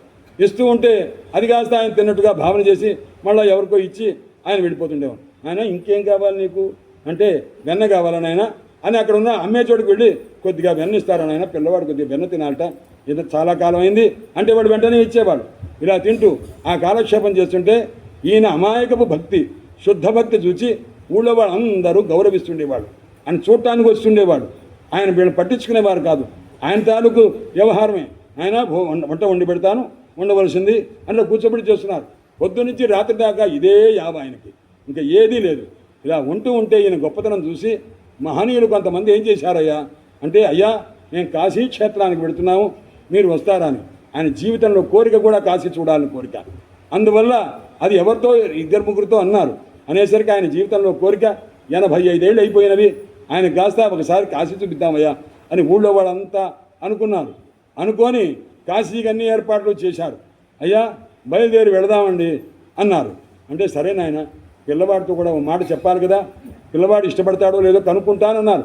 రాత్రిపూట కృష్ణ పరమాత్మ విగ్రహాన్ని దగ్గర పెట్టుకున్నా, అన్న కృష్ణ కాశీకి వెళదాం, వాళ్ళందరూ తీసుకెళ్తా ఉంటున్నారు, నువ్వు కూడా వస్తే మంచిది, గంగకు వెళ్ళవచ్చు, అన్నపూర్ణ విశాలాక్షి దర్శనం, విశ్వేశ్వర దర్శనం ఇదంతా అవుతుంది. నాన్న నన్ను అంత దూరం తీసుకెళ్తావా, అక్కడ నాకు ఆహారం ఉంటుందో ఉండదో, నాకు అంత దూరం రాలేను, నాకు ఓపిక లేదు, మీరు వెళితే వెళ్ళండి అన్నారు పరమాత్మ విగ్రహ రూపంలో నుంచే. అనేసరి నాయన అంత ఇష్టం లేకపోతే వద్దు నాయన, నీకు ఇష్టం లేకపోతే నాకు అసలు ఇష్టం లేదు అని చెప్పి మర్నాడు వాడితో చెప్పారు, నాయన నా టికెట్ క్యాన్సిల్ చేసేయండి, ఎందుకంటే మా పిల్లవాడు ఒప్పుకోలేదు, నేను రాను, నేను ఇక్కడే ఉంటాను అన్నాడు ఆ మహానుభావుడు. అన్న తర్వాత సరే అలాగే ఆ పిల్లవాడిని తలుచుకుంటూ అక్కడే ఉండి బృందావనంలోనే దేహత్యాగం చేశారు. దేహత్యాగం చేసిన తర్వాత అప్పుడు ఆయనకి ఎవరయ్యా దహనం చేసేది? ఆయన బ్రహ్మచారి, ఒక సాధువు, ఆయనకి ఎవరు బంధువులు లేరు. అలాంటి సమయంలో ఆ సందర్భంలో ఎవరు లేరే, ఎవరు చేస్తే బాగుంటుంది అని ఇలా అనుకుంటూ ఆ చితి దగ్గర ఆయన ఏర్పాటు చేసి, ఇంత లోపల హఠాత్తుగా ఒక 11-12 సంవత్సరాల పిల్లవాడు కాస్త వచ్చాడు. ఆయన కాస్త ఆ చితికి నిప్పంటించడానికి వచ్చి వెంటనే పెట్టిస్తే ఒక వృద్ధుడు ఉన్నాడు. ఎవరు నువ్వు అన్నారు. నేను ఆయన కుమారుణ్ణి అన్నారు. అంటే ఎవరు మాట్లాడటంలో ఆ పిల్లవాడిని చూసిన తర్వాత 85 ఏళ్ళకి 12 ఏళ్ళ పిల్లవాడు ఏమిటి? ఆయన ఆయన చెప్పాడు, నాకు ఆయన చెప్పారు, అయ్యా నాకు వివాహం కాలేదు, మా వాళ్ళు ఎవరు లేరు, జ్ఞాతులు లేరు, నాకు పిల్లలు లేరు అని చెప్పన్నాడు. అలాంటప్పుడు నువ్వెవరు అన్నారు. నేను ఆయన కుమారుణ్ణి అని చెప్పి ఆయన కాస్త ఆయనకి చితంటించి ఆ మహానుభావుడు కొంత దూరం వెళ్ళి అదృశ్యమైపోయారట. ఈ విధంగా కృష్ణానుగ్రహాన్ని పొందినటువంటి మహనీయులు భావన మాత్రం చేతనే ఎంతెంతమందో ఉన్నారు. అలాంటి స్థితిలో నాయన ఇక్కడ చెప్తున్నారు, ఆ తల్లి పరమాత్మ యొక్క దివ్యమైన అనుగ్రహాన్ని పొందినటువంటి వాళ్ళై ఆ సమయంలో ఆ పరమాత్మ నారదుల వారు మొదలైన వారంతా కూడా చెప్పారు, సన్నికర్షో హిమర్చానాం అనాదరణ కారణం, తెలుసుకోలేకపోయారు నాయన అని చెప్పి, నాయన పరమాత్మ యొక్క దివ్యమైన వరిగిన ప్రస్తుతం ఉందే, యజ్ఞం చేత సమస్తమైన దోషాలు పోతవి నాయన. కర్మ చేత కర్మ నిర్హారం అంటే మనం చేసుకున్న పాపకర్మలు ఏమన్నా ఉంటే అవన్నీ కూడా యజ్ఞపురుషుడైన పరమాత్మ యొక్క కృపచేత పోతుంది కాబట్టి యజ్ఞం చేయవలసింది అన్నారు. అంటే అప్పుడు యజ్ఞం చేస్తాను స్వామి అన్నారు. వసుదేవుడు సంభారాలు ఉన్నవన్నారు, అన్నీ తెచ్చుకున్నామండి అన్నారు. నేను అత్తెచ్చా ఇత్తెచ్చా అన్నారు. మొత్తం మీద యజ్ఞం చేశారు. ఎందుకోసం వచ్చారయ్యా అన్నారు. గ్రహణ స్నానం చేసి వెళ్ళిపోకుండా ఎంతకాలం ఉన్నారు? 3 నెలల పాటు ఉన్నారన్నమాట. అంత గ్రాసం ఉన్నది. వాడు తెచ్చుకున్నారు. మొత్తం అంతా కూడా దివ్యమైన రీతిగా యజ్ఞం చేశారు. ఆ యజ్ఞంలో అప్పటిదాకా అందరూ పాల్గొన్నారు. అలా పాల్గొన్న తర్వాత అందరూ ఏం చేశారయ్యా, యశోదాదేవి వీళ్ళంతా నందుడు అంతా ఉన్నారు. తర్వాత అంతా వాళ్ళు అంతా బయలుదేరి వెళుతున్నారు. వెళ్ళిపోతుంటే ఒక్కసారి వసుదేవుడి దగ్గరికి వచ్చారు. వసుదేవుడి దగ్గరికి వచ్చి వెంటనే ఆయన యజ్ఞం దాకా ఉన్నావు, భ్రాత ఈశకృత పాశోరుణాం స్నేహ సంజ్ఞిత అన్నా, ఆ స్నేహం అనేటువంటి పరమాత్మ ఒక దాన్ని సృష్టించాడయ్యా. ఒకరి మీద ఒకరి ప్రేమ సృష్టించారు. ఈ పాశాన్ని విడిపెట్టడానికి మార్గం లేనేలేదయ్యా. అటువంటిది నీ స్నేహాన్ని నిన్ను విడిచిపెట్టి ఉండాలంటే నాకు ఇష్టం కలగట్లేదు, కానీ ఏం చేస్తామయ్యా అని ఈ మహానుభావుడు అంటున్నారు. నాకు రాజ్యమక్కర్లా, శ్రేయస్సక్కర్లా, ఏమక్కర్లా, ఎందుకంటే దాని చేత అంధత్వము అజ్ఞానం పెరుగుతుంది తప్ప, కాబట్టి ఇటువంటి ప్రేమ దొరుకుతుందా నాయన అని సౌహృద శైథిల్య చిత్త ఆనగదుందుభి రురోధ. వసుదేవుడు నందుణ్ణి విడవలేక పట్టుకొని బాగా బిగ్గరగా ఏడ్చేశాడండి. ఎంత ప్రేమో చూడండి. వయస్సు వస్తే కొద్దిగా ఆర్ద్రత వస్తుంది, కానీ ఇంత ప్రేమ, ఇంత కృతజ్ఞత ఎంతకాలం పెంచారండి? 11 సంవత్సరాలు పెంచారు. వీళ్ళ దగ్గర ఎంతకాలం ఉన్నారు? 90 సంవత్సరములు పైబడి ఉన్నారు. అయినా కానీ ఆ పరమాత్మ యందు వాడు పెంచిన రీతి ఉందే, ఆ కృతజ్ఞత వాడికి ఎంతకాలం ఉన్నదో చూడండి. ఎప్పుడు చూసినా రురోధ తత్కృత మైత్రీం స్మరన్ అశ్రు విలోచన, కంటి వెంట నీళ్లు వస్తూనే ఉన్నవి, జల కారుతున్నది. నందస్తు సక్షు ప్రియకృతు ప్రేమ్ణ గోవిందరామయో అద్యశ్వ. వెళదామనుకుంటున్నారు యజ్ఞం అవ్వగానే. లేదు లేదు, ఇవాళ కాదు రేపు వెళ్ళండి అన్నారు. ఆయన మేము చెప్తే వినరు. నాన్న దగ్గరికి వెళ్ళి నువ్వు చెప్పు, కృష్ణ నువ్వు చెప్పు, బలరామ నువ్వు చెప్పబోయా అంటే, నాన్నగారు రేపు వెళుతురు కానివ్వండి అన్నారు. రేపు అన్న తర్వాత బలరాముడు వారు వచ్చి, నాన్నగారు ఇవాళ కాదు రేపు వెళ్ళండి అన్నారు. మళ్ళా మర్నాడు కృష్ణ పరమాత్మ వచ్చి, ఇవాళ కాదు రేపండి అన్నారు. ఎంతకాలం ఆపారు అన్నాడు. 3 మాసాలు, 3 మాసాలు ఆపేశారు వాడిద్దరిని.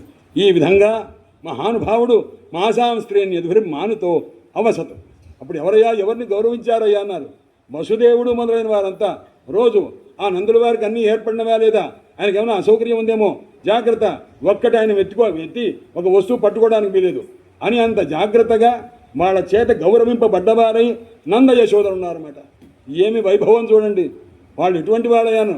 వసుదేవుని ఐశ్వర్యం ముందు నంద ఐశ్వర్యం ఉన్నదా అన్నాడు. లేదు.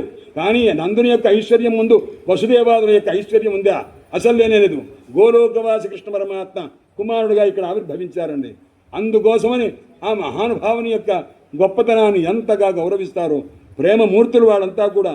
అందుచేత ఈ రకంగా జరిగింది నాయన, విన్నావా పరీక్షన్ మహారాజా అని మహానుభావుడు చెప్తూ ఉన్నారు. ఈ రకంగా జరిగింది. తర్వాత బ్రహ్మన్ వేదితుమిచ్చామహ. ఇంకొక కథ చెప్తున్నారు. నాయనా నీ పరీక్షన్ మహారాజు అంటున్నాడు, వేదితుమిచ్చామహ స్వచారం రామకృష్ణయోహో. అంటే బలరామకృష్ణ యొక్క చెల్లెలు సుభద్రను వివాహం చేసుకున్నటువంటి విషయం చెప్పండి అన్నారు. చెప్పారు. నాయన తీర్థయాత్ర రూపంగా వస్తే బలరాముల వారు ఆయన చేశారు. చెల్లెలు సుభద్రాదేవిని కృష్ణ పరమాత్మ ఆయన సేవకు నియోగిస్తే ఆ తర్వాత ఆమెను కాస్త పరమాత్మ అనుగ్రహం చేత బలరాముల వారి యొక్క చెల్లెలైన సుభద్రాదేవిని కృష్ణ పరమాత్మ వివాహం చేసుకున్నారు నాయన. అయితే అంతకంటే తర్వాత ఇంకో విషయం చెప్తున్నారు. కృష్ణస్యాసేత్ ద్విజశ్రేష్ఠ. కృష్ణ పరమాత్మకు ఇంకో కథ చెప్తున్నారు. ఏమి వరుస కథలంటే దివ్యమైన కథలు. కృష్ణ పరమాత్మకు ఒక భక్తుడున్నాడు అన్నాడు. ద్విజశ్రేష్ఠ శృతదేవ ఇది శృత. కృష్ణ భక్తుడు శృతదేవుడని. శృత అంటే వేదము శాస్త్రము, దాని యందు దేవ అంటే ఆనందపడుతుండేవాడు. అంటే వేదశాస్త్ర విచారం చేసి తనలో తాను ఆనందపడుతుంటాట. అది ఏమిటయ్యా అన్నాడు. కృష్ణ పరమాత్మే వేదము, కృష్ణ పరమాత్మే శాస్త్రము, శాస్త్రవేద్యం కృష్ణ పరమాత్మ, వేదవేద్యుడు కృష్ణ పరమాత్మ అని ఆ కృష్ణ పరమాత్మ చరిత్రనే నిరంతరం ధ్యానం చేస్తుంటాడు. శృతదేవుడనే బ్రాహ్మడు ఎక్కడుంటాడయ్యా అన్నాడు. మిథిలానగరంలో ఉంటాటండి ఆ మహానుభావుడు. ఆ మిథిలానగరానికి రాజు బహుళాశ్వ మహారాజు అని ఉన్నాడు. ఆయన కూడా కృష్ణ భక్తుడు. వీళ్ళిద్దరినీ కూడా అనుగ్రహించాలి.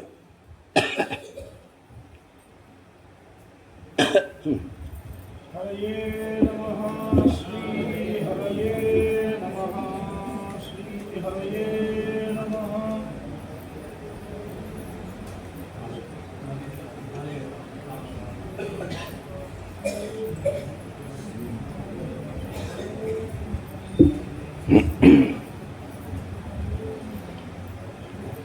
అప్పుడు శృతదేవుని ఇంటికి వెళదామనుకున్నారు పరమాత్మ.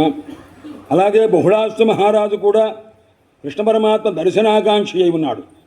ఆయన రాజుగారు, ఈయన బ్రాహ్మడు. ముందు ఎవరింటికి వెళ్ళాలి? పరమాత్మ. ఒకే ఊరిలో ఉన్నారు. ఇటుపక్క ఆయన బ్రాహ్మడున్నాడు, ఇటుపక్క రాజుగారు ఉన్నారు. పరమాత్మ బయలుదేరుదామని అనుకునేసరికి అనేక మంది ఋషులు పరమాత్మ ఇప్పుడు మిథిలా నగరానికి వెళ్ళబోతున్నారన్న విషయం తెలిసి అనేక మంది ఋషులు వచ్చారు. వేదవ్యాసులు వారు వచ్చారు, నారదులు వారు వచ్చారు, అశితాది మహర్షులంతా పెద్ద పెద్ద వాళ్ళంతా వచ్చారు. సుఖయోగేంద్రుల వారు చెప్తున్నారు, నేను కూడా వెళ్ళానయ్యా అప్పుడు అన్నారన్నమాట. శ్రీమద్భాగవతంలో కృష్ణ పరమాత్మని సుఖయోగేంద్రుల వారు ప్రత్యక్షంగా చూశారా? 2 చోట్ల స్పష్టంగా చెప్పారు.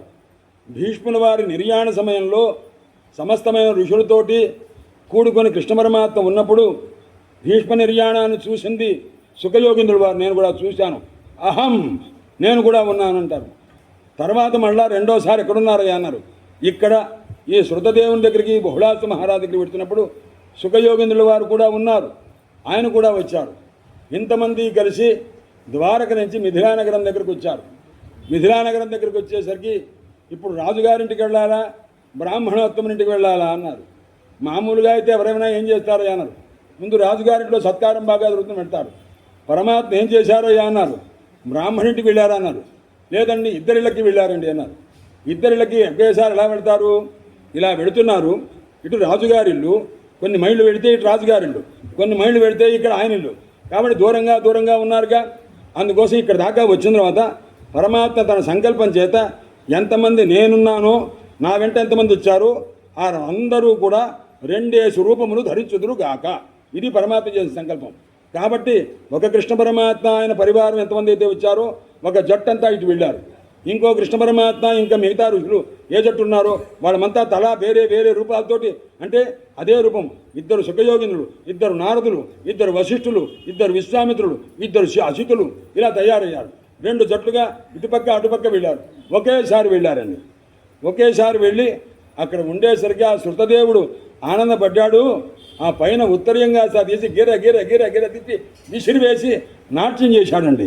ఆహాహా, ఎంత గొప్పవాడిని, ఎంత అదృష్టం నాది, పరమాత్మ నా ఇంటికి వచ్చారని చెప్పి శృతదేవుడు పరమానందపడ్డాడు. పరమానందపడితే అతని ఇంట్లో ఇంతమందికి ఆతిథ్యం ఇవ్వాలిగా. ఆతిథ్యం ఇవ్వాలంటే ఇతని వల్ల అవుతుందా? అవ్వదు. అయినప్పటికీ కూడా ఆ మహానుభావుడు యథాలాభ సంతృష్టి కలిగి సంపన్నుడే అందరికీ కూడా ఆతిథ్యం ఇస్తూ ఉన్నారు. ఇక్కడ బహుళాస్తి మహారాజు ఇంటికి ఒక జట్టు వెళ్ళిందిగా. వాళ్ళందరికీ కూడా బహుళాస్తి మహారాజు గొప్ప గొప్ప సత్కారం చేసి కృష్ణ పరమాత్మకు నమస్కారం చేసి పూజ చేస్తూ ఉన్నాడు. ఇక్కడ ఎన్ని రోజులు ఉన్నారో అన్నారు? 28 రోజులు ఉన్నారు. ఎక్కడ? బహుళాస్తి మహారాజు ఇంట్లో. ఇక్కడ ఎన్ని రోజులు ఉన్నారో అన్నారు? 1 రోజు ఉన్నారట. ఆ 1 రోజు ఎంత అన్నాడు?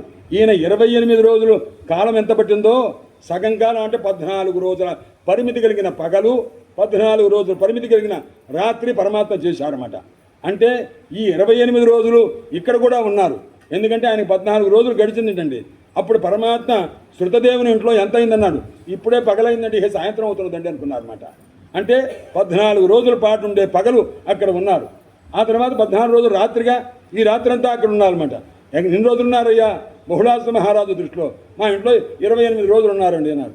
ఆయన ఏం చెప్పుకుంటున్నారు? మా ఇంటికి వచ్చి ఎన్ని రోజులు ఏంది? ఇప్పుడే కదండి, ఇప్పుడే పగలైంది, రాత్రి ఉన్నారు, మర్నాడు పొద్దున బయలుదేరి వెళ్ళిపోయారండి అంటున్నాడు.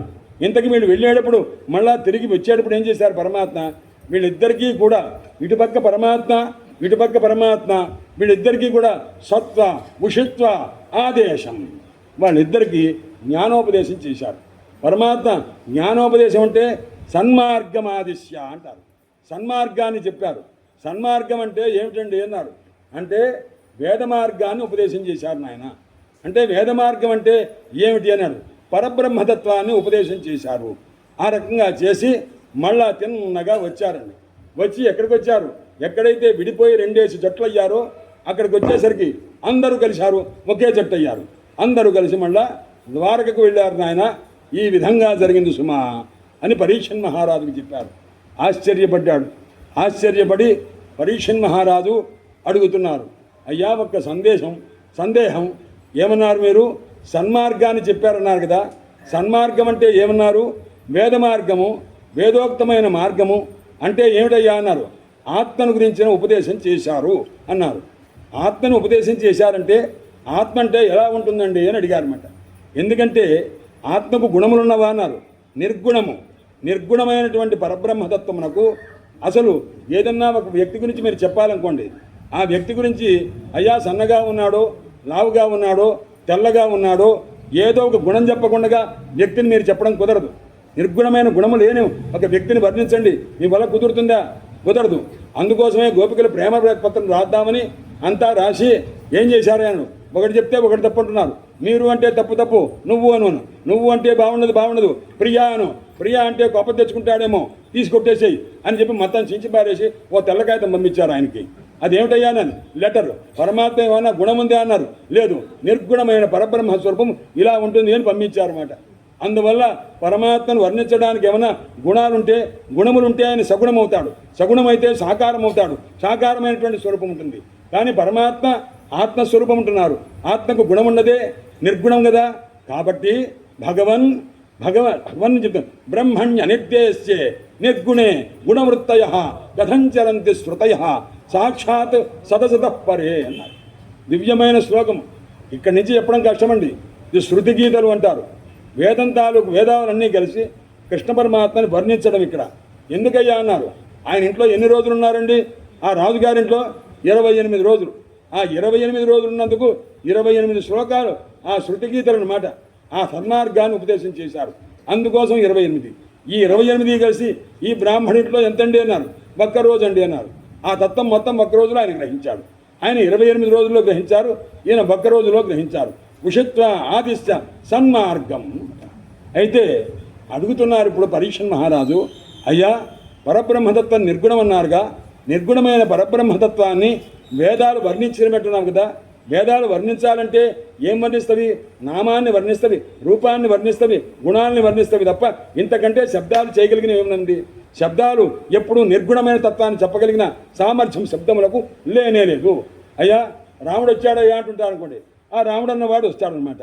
అంటే నామం చేత చెప్పావుగా నువ్వు వాని గురించి, ఆయన నిర్గుణమా? కానే కాదనమాట.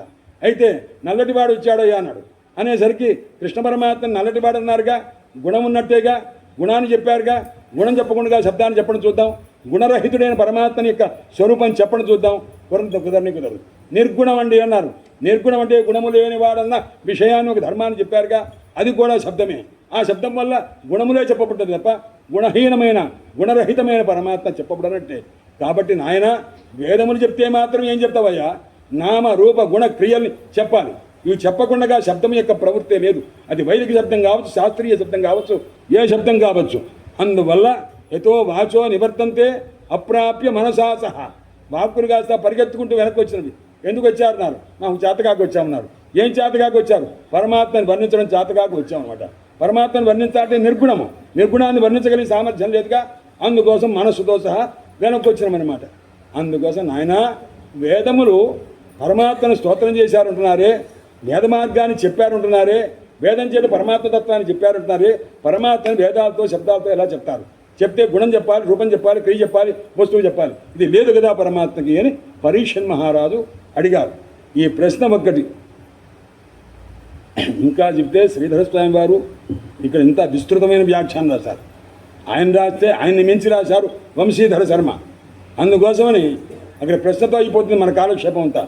ఇంతగా అయిపోయింది. ఇలా చెప్పారు, నాయన పరీక్షన్ మహారాజా, ఇది నువ్వు అడిగిన ప్రశ్న కాదు. ఇది వరకు ఒకనొక సందర్భంలో నారదుల వారు నరనారాయణాశ్రమానికి వెళ్ళి అక్కడ బదరికాశ్రమంలో ఉన్న నారాయణ మహర్షిని ఇదే ప్రశ్న అడిగారు రా అబ్బాయి. ఆయన తాలూకు సమాధానం ఏదో ఉందో అదే నీ ప్రశ్నకు సమాధానం అవుతుంది అన్నారు. అదేమిటో చెప్పండి అని అడిగారు. ఒకప్పుడు నారదుల వారు లోకాల్లో సంచారం చేస్తూ బదరికాశ్రమానికి వెళ్ళారు. బదరికాశ్రమంలో నరనారాయణులు ఉన్నారు. వాళ్ళు ఏం చేస్తుంటారయ్యా అన్నారు. ఇప్పటికీ ఉన్నారు. వాళ్ళు ఏం చేస్తుంటారయ్యా అంటే స్వస్థయే నృణాం, మానవులందరూ క్షేమంగా ఉండాలని అప్పటికీ ఇప్పటికీ ఎప్పటికీ వారు తపస్సు చేస్తూనే ఉంటారు. ఎవరికయ్యా అన్నారు? ఇండియాలో ఉన్న వాళ్ళకి అన్నారు. లోకంలో ఉన్న మానవులందరూ క్షేమంగా ఉండాలి అనే ఉద్దేశంతో వాళ్ళు ఇప్పటికీ తపస్సు చేస్తూ ఉంటారట. అలా ఉన్న వ్యక్తుల్ని మనం ఎక్కడన్నా విన్నామా? లేదు. అది ఒక్క బదరికాశ్రమంలో ఇప్పటికీ జరుగుతుంటుందిట. అటువంటి మహనీయుడు నారదుల వారు ఏం చేశారు? బదరికాశ్రమంలో నారాయణ మహర్షి దగ్గరికి వచ్చి, ఆయన మీరు ఏం చేస్తారంటే ఒక మాట అడిగారు నారదుల వారు. స్వామి, నాకు ఒక సందేహం. ఏమిటా సందేహము అన్నారు. అయ్యా, పరబ్రహ్మ నిర్గుణం అంటుంటారు కదా, నిర్గుణమైన పరబ్రహ్మకు గుణములుండవన్నారు.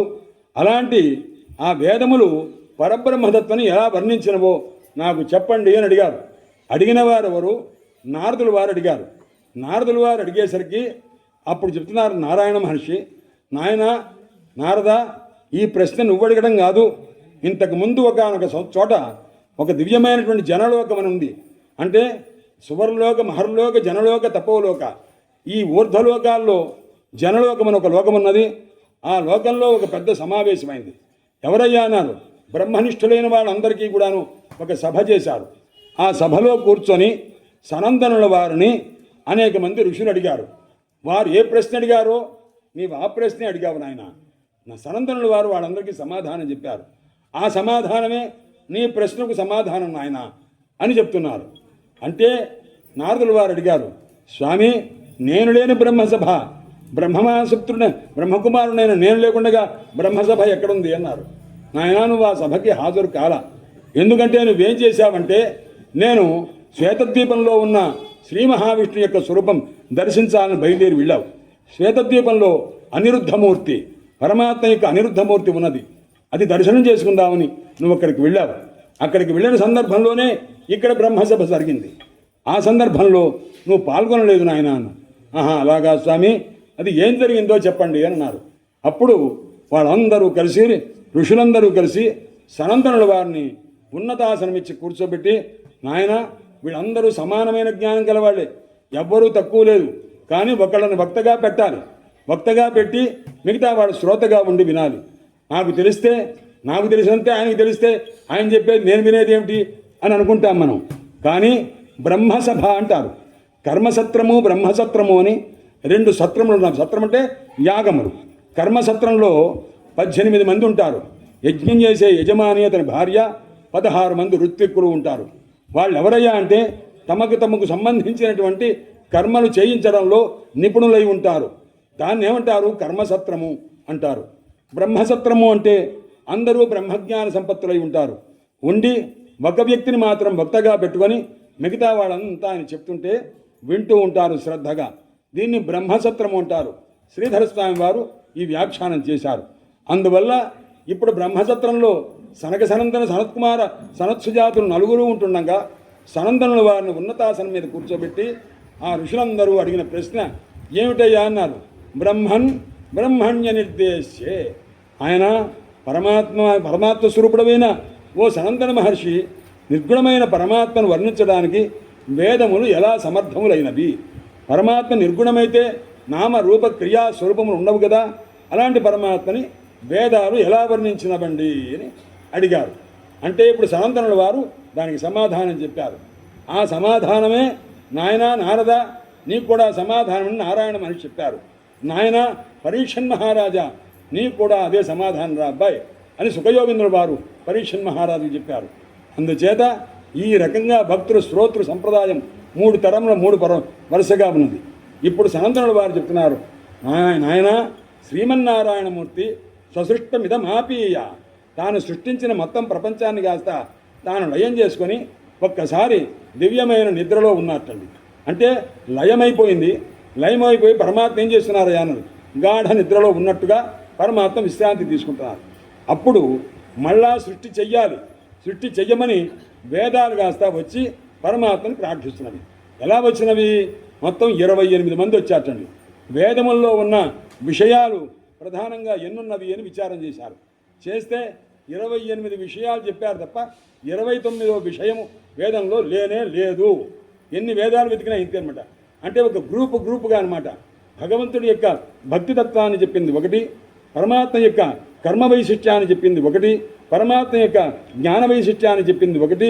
ఈ రకంగా అనేక రకములుగా 28 విషయాలతో చెప్పారు. అందువల్ల ఏ మంత్రములు భక్తిని చెప్పినవో ఆ గ్రూప్ అంతా ఒక పక్కన ఉంటుంది. ఏదైతే జ్ఞానాన్ని చెప్పిందో అదంతా ఒక పక్క, ఏదైతే ఉపాసనలు చెప్పినవో ఆ మంత్రములన్నీ ఒక పక్క. ఇలా మొత్తం 28 విషయాలు 28 గ్రూపులుగా ఉండి వాళ్ళు ఎలా ఉన్నారు యానుడు ఇటు 14 నించోనున్నారు. నించోని వందిమాగధుల్లాగా పరమాత్మ నిద్రపోతున్నట్టుగా ఉంటే ఆయన కాస్త లేపుతున్నారు. ఎలాగయ్యా? యథా సమ్రాజం, ఒక సమ్రాట్టు నిద్రపోతూ ఉంటే వందిమాగధులు వచ్చి పొద్దున్నే లేచి ఏ విధంగా రాత్రిర్గత మతిమతాంవరం ముంచె చెయ్యాం, నాయనా పరమాత్మ రాత్రి కాస్త గడిచిపోయింది, నాయనా నువ్వు ఒక్కసారి లేచిన తర్వాత ఈ లోకాన్ని పరిపాలించాలి.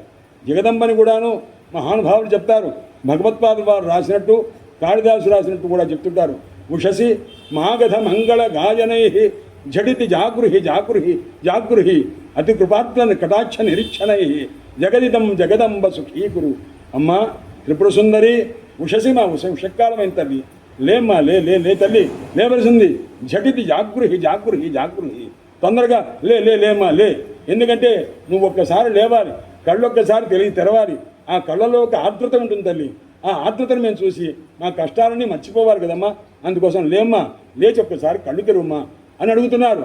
అతి కృపాత్ర కటాక్ష నిరీక్షణై జగదంబ సుఖీకురు, ఈ జగత్తును కాస్త సుఖం చెయ్యి అని చెప్పి అన్నట్లుగా అక్కడ ఇటుపక్క అటుపక్క కూర్చొని ఒక్కొక్క అంటే 28 గ్రూపులు వాళ్ళు 28 మంది ఒకళ్ళు కాస్త ఒక భక్తితత్వాన్ని గురించి చెప్పేవాళ్ళు ఒకళ్ళు, గురుతత్వాన్ని చెప్పేవాళ్ళు ఒకళ్ళు, ఉపాసనా తత్వం చెప్పేవాళ్ళు ఒకళ్ళు, జ్ఞానతత్వాన్ని చెప్పేవాళ్ళు ఒకళ్ళు. ఈ రకంగా చెప్తున్నారు. ఒకళ్ళు అయిన తర్వాత నాయన మీరు పక్కకి తప్పుకోండి మేము చెప్తాం అని గురుతత్వాన్ని చెప్పడం మొదలుపెట్టారు. ఆ గురుతత్వం చెప్పిన తర్వాత మీరు పక్కకి తప్పుకోండి కర్మ వైశిష్ట్యాన్ని మేము చెప్తామని ఆ మంత్రములు కాస్తా వచ్చి చెప్పినవి. ఇలా ఏ విధంగా అయితే చెప్పి ఎలా చెప్పినవయ్యా అన్నారు. అంటే నిర్గుణమైన పరతత్వాన్ని గుణాలతో చెప్పినట్టే కదా అన్నారు. లేదు, చివరికి ఇది ఏది కాదు అని ఏదైతే మిగులుతుందో అది అని చెప్పాను అనమాట. అంటే మనకు ప్రపంచంలో ఏదైతే ఉందని ఒక వస్తువును అనుకున్నామో, ఈ వస్తువుకు ఉండటానికి ఆధారమైన వస్తువు ఏదైతే ఉందో అది నాయన పరమాత్మ తత్వము అని అతన్నిరసనైన భవన్ నిధనాహ అంటారన్నమాట. అంటే ఏదైతే ఉన్నది అనుకున్నామో, ఏదైతే ఉన్నది అని తెలుసుకున్నామో అది కాదు పరమాత్మ తత్వం. ఏదైతే ఉన్నది అని తెలుసుకుని నిషేధించామో, నిషేధించడానికి ఆధారం ఏదైతే ఉందో అది పరమాత్మ అని చెప్పి ఆ పరమాత్మ తత్వాన్ని వేదాలు ఆ రకంగా చెప్పినదనమాట. ఇది కాదు, ఇది కాదు, ఇది కాదు అని చెప్పింది తప్ప ఇది అవును, ఇదవును, ఇదవును చెప్పాల. అలా చెప్పడానికి వేదములకు సామర్థ్యం లేదు. అందుచేత అతన్నిరసనేన ఆత్మస్వరూపం కంటే భిన్నమైనది లేదు, లేదు, లేదు ఇలా చెప్పడం అనమాట. ఇది వేదాల పని అనమాట. ఆ రకంగా చెప్పి పరమాత్మ తత్వాన్ని చెప్పినవి తప్ప గుణాన్ని చెప్పాలా, క్రియని చెప్పాలా, రూపాన్ని చెప్పాలా, నామాన్ని చెప్పాలా. ఇది కాదు, ఇది కాదు, ఇది కాదు అని చెప్పినాం అనమాట. అంటే ఇది కాదు, ఇది కాదు అంటే దేన్ని బట్టి ఇది కాదు అంటున్నారు? ఆత్మతత్వాన్ని చూపించి ఇది ప్రపంచం కాదు, ఇది రూపం కాదు, ఇది నామం కాదు, ఇది క్రియ కాదు, ఇది అది కాదు, ఇది కాదు, ఇది కాదు, కనిపించేది ఏదీ కాదు అన్నారు. దేని అని చెప్తున్నారు? ఒక దాని యొక్క ఆధారం మీద చెప్తున్నారుగా. ఆ ఆధారమే పరబ్రహ్మ అన్న విషయాన్ని ఇది అవును, ఇది తెల్లగా ఉంది, నల్లగా ఉందని చెప్పలేదే, ఇది దీనికి పేరు ఉందని చెప్పలేదే, దీనికి పని ఉన్నదని చెప్పలేదే. నామ రూప గుణ క్రియ రహితమైనదయ్యా ఆత్మతత్వము అని చెప్పారు. మొట్టమొదటిసారి విశాఖపట్నంలో ఆంజనేయ స్వామి రామదూత ఆంజనేయ స్వామి గుడి ఉంది. ఆ గుడిలో మొట్టమొదటి నన్ను శృతి గీతలు చెప్పండి అన్నారు. నాకు అప్పుడు బయటకు వచ్చి ఉపన్యాసాలు చెప్పడం అది కొత్త. సరే అని అప్పుడు జాగ్రత్తగా శ్రీధర స్వామి వారి వ్యాఖ్యానం చూసుకొని నెమ్మదిగా చెప్తూ ఎంతకాలం చెప్పానయ్యా అన్నాడు. ఈ 28 శ్లోకములు ముందున్న ఉపోద్ఘాతం ఒక 20 శ్లోకాలు మొత్తం కలిసి 14 రోజుల పాటు చెప్పానండి. చెప్తే చెప్పిన తర్వాత నాకు కూడా సరిగ్గా అర్థం కాలేదే అని తర్వాత నాకు అనిపించింది అనమాట. అందుకోసము తెలిసి చెప్పడం, తెలియక చెప్పడం రెండు ఉంటాయిగా. అందుకోసం చెప్పా, అబ్బా ఇంత వ్యాఖ్యానం ఉన్నదాని. ఎందుకంటే ఇది పరబ్రహ్మదత్తంగా వ్యాఖ్యానం చేసే పద్ధతి ఒకటి, జీవతత్వ రూపంగా వ్యాఖ్యానం చేశారు.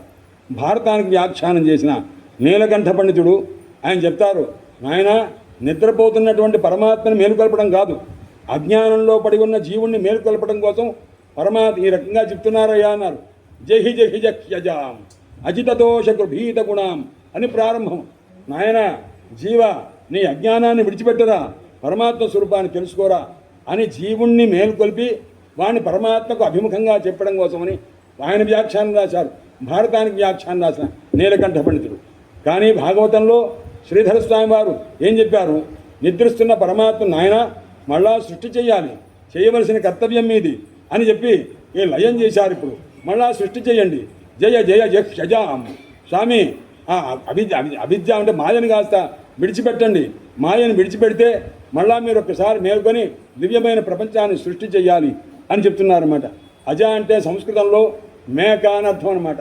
అజ అంటే అజ్ఞానము లేక అవిద్య అని అర్థం. దాన్ని విడిచిపెట్టాలి అన్నారు. ఎందుకంటే స్వామి మీరు జ్ఞానమనే కామధేను కలిగిన వారు, మీకు మేకపిల్లతో ఏం పనండి, అంటే మాయతో అజ్ఞానంతో ఏం పనండి. కాబట్టి జ్ఞానమనే కామధేను కలిగిన వారికి మేకపిల్ల వంటి మాయతోటో మేకపిల్ల వంటి అజ్ఞానంతోటో పని లేదు, కాబట్టి దాన్ని విడిచిపెట్టండి అని ప్రారంభం అన్నమాట. ఈ ఛందస్సు ఉందే అది చాలా పెద్ద ఛందస్సు. అది ఉత్పలమాల చంపకమాల లాగా ఇంకా పెద్దదన్నమాట సంస్కృతంలో. దాని పేరేమంటారంటే నర్కుటక వృత్తము అంటారు.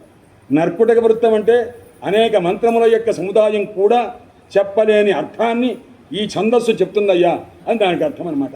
అలా 28 శ్లోకాల్లో దివ్యమైనటువంటి తత్వాన్ని చెప్పారు నాయన. అది కాస్త ఆ ఇద్దరు కూడా గ్రహించారు. ఇటు రాజుగారు కానీ అటు మహానుభావుడైన శృతదేవుడు కానీ గ్రహించి కృతార్థులయ్యారు. నాయన విన్నావా పరీక్ష మహారాజా అని చెప్పి ఇంకొక కథ చెప్తాను నాయన. ఒకప్పుడు కృష్ణ పరమాత్మ అర్జునుడు ఇద్దరు కూడా ద్వారకలో ఉంటూ ఉండగా ఒక సన్నివేశం జరిగింది. ఏమిటయ్యా అది అంటే, ఒక బ్రాహ్మణుడు తన పిల్లవాడు పసిపిల్లవాడు పుట్టిన పిల్లవాడు పోయాడని చెప్పి ఏడుస్తూ ద్వారకలో కృష్ణ పరమాత్మ ఇంటి దగ్గరికి వచ్చి ఆ పిల్లవాడి కళేబరాన్ని పెట్టుకొని భోరున ఏడ్చాడు. ఎందుకు ఏడుస్తున్నాడయ్యా అన్నారు. స్వామి ఈ పిల్లవాడు కాస్త అకాల మృత్యువును పొందాడు. ఇలా పొందటానికి నేనే కర్మలోపం చేయలే, నేను అన్నీ సక్రమంగానే చేశా. కాబట్టి నేను చేసిన కర్మ వల్ల పోయాడని చెప్పడానికి వీల్లేదు. రాజు ఎవరైతే ఉన్నారో ఈ దేశానికి రాజు ఎవరైతే ఉన్నా ఉగ్రసేన మహారాజు ఉన్నాడు, అతను సరిగ్గా పాలించి ఉంటే ఈ రకమైన ఉపద్రవాలు జరగదు. ఎక్కడో అన్యాయం జరుగుతున్నది, అకృత్యం జరుగుతున్నది, రాజా రాష్ట్రకృతం పాపం అంటుంటారు. ఎక్కడో ప్రజలన్నా అన్యాయం చేసి ఉండాలి, రాజన్నా పరిపాలన బాగుండదు, అందువల్ల నా పిల్లవాడు చనిపోయాడు అని చెప్పి ఏడుస్తున్నాడు. ఏడ్చి చివరికి సమాధానం ఏం లేకపోయేసరికి వెంటనే పిల్లవాడిని తీసుకెళ్ళాడు, అతనికి ఆశా దహనం చేశారు. తర్వాత రెండోసారి, ఆ తర్వాత మూడోసారి, నాలుగోసారి ఇలాగే వచ్చి ఏడుస్తూ పెడుతున్నారు. కృష్ణ పరమాత్మ మాట్లాడలేదు. అర్జునుడున్నాడు, అరే రే ఇలా జరిగింది ఏమిటి అనుకున్నారు.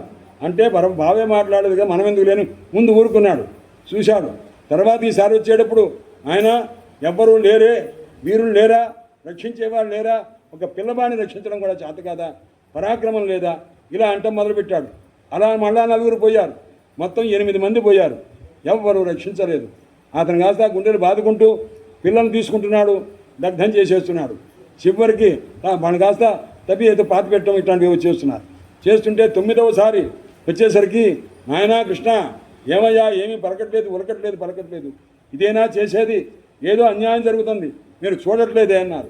అప్పుడు అనేసరికి అర్జునుడు అన్నాడు, బాబా మీరు ఊరుకోండి, నేను చూస్తాను అని చెప్పి, నాయన నీ పిల్లవాడికి ఏం బాధ లేదు, ఈ పిల్లవాడి సంగతి మేమేం చేయలేం, కానీ తర్వాత నీకు ఏదైనా సంతానం కలిగితే దాన్ని రక్షించే బాధ్యత నాది, నేను తీసుకుంటా. నేను రక్షించలేదు అనుకో, నేను కాస్త జలప్రవేశం చేసి సముద్రంలో పడి దేహాన్ని విడిచిపెడతా, ఇది చాలని అన్నాడు అర్జునుడు. కృష్ణ పరమాత్మ పక్కన ఉంటుంటే ఆయనతో మాట్లాడకుండా నేను కాస్త వెంటనే పందెం కట్టాడు.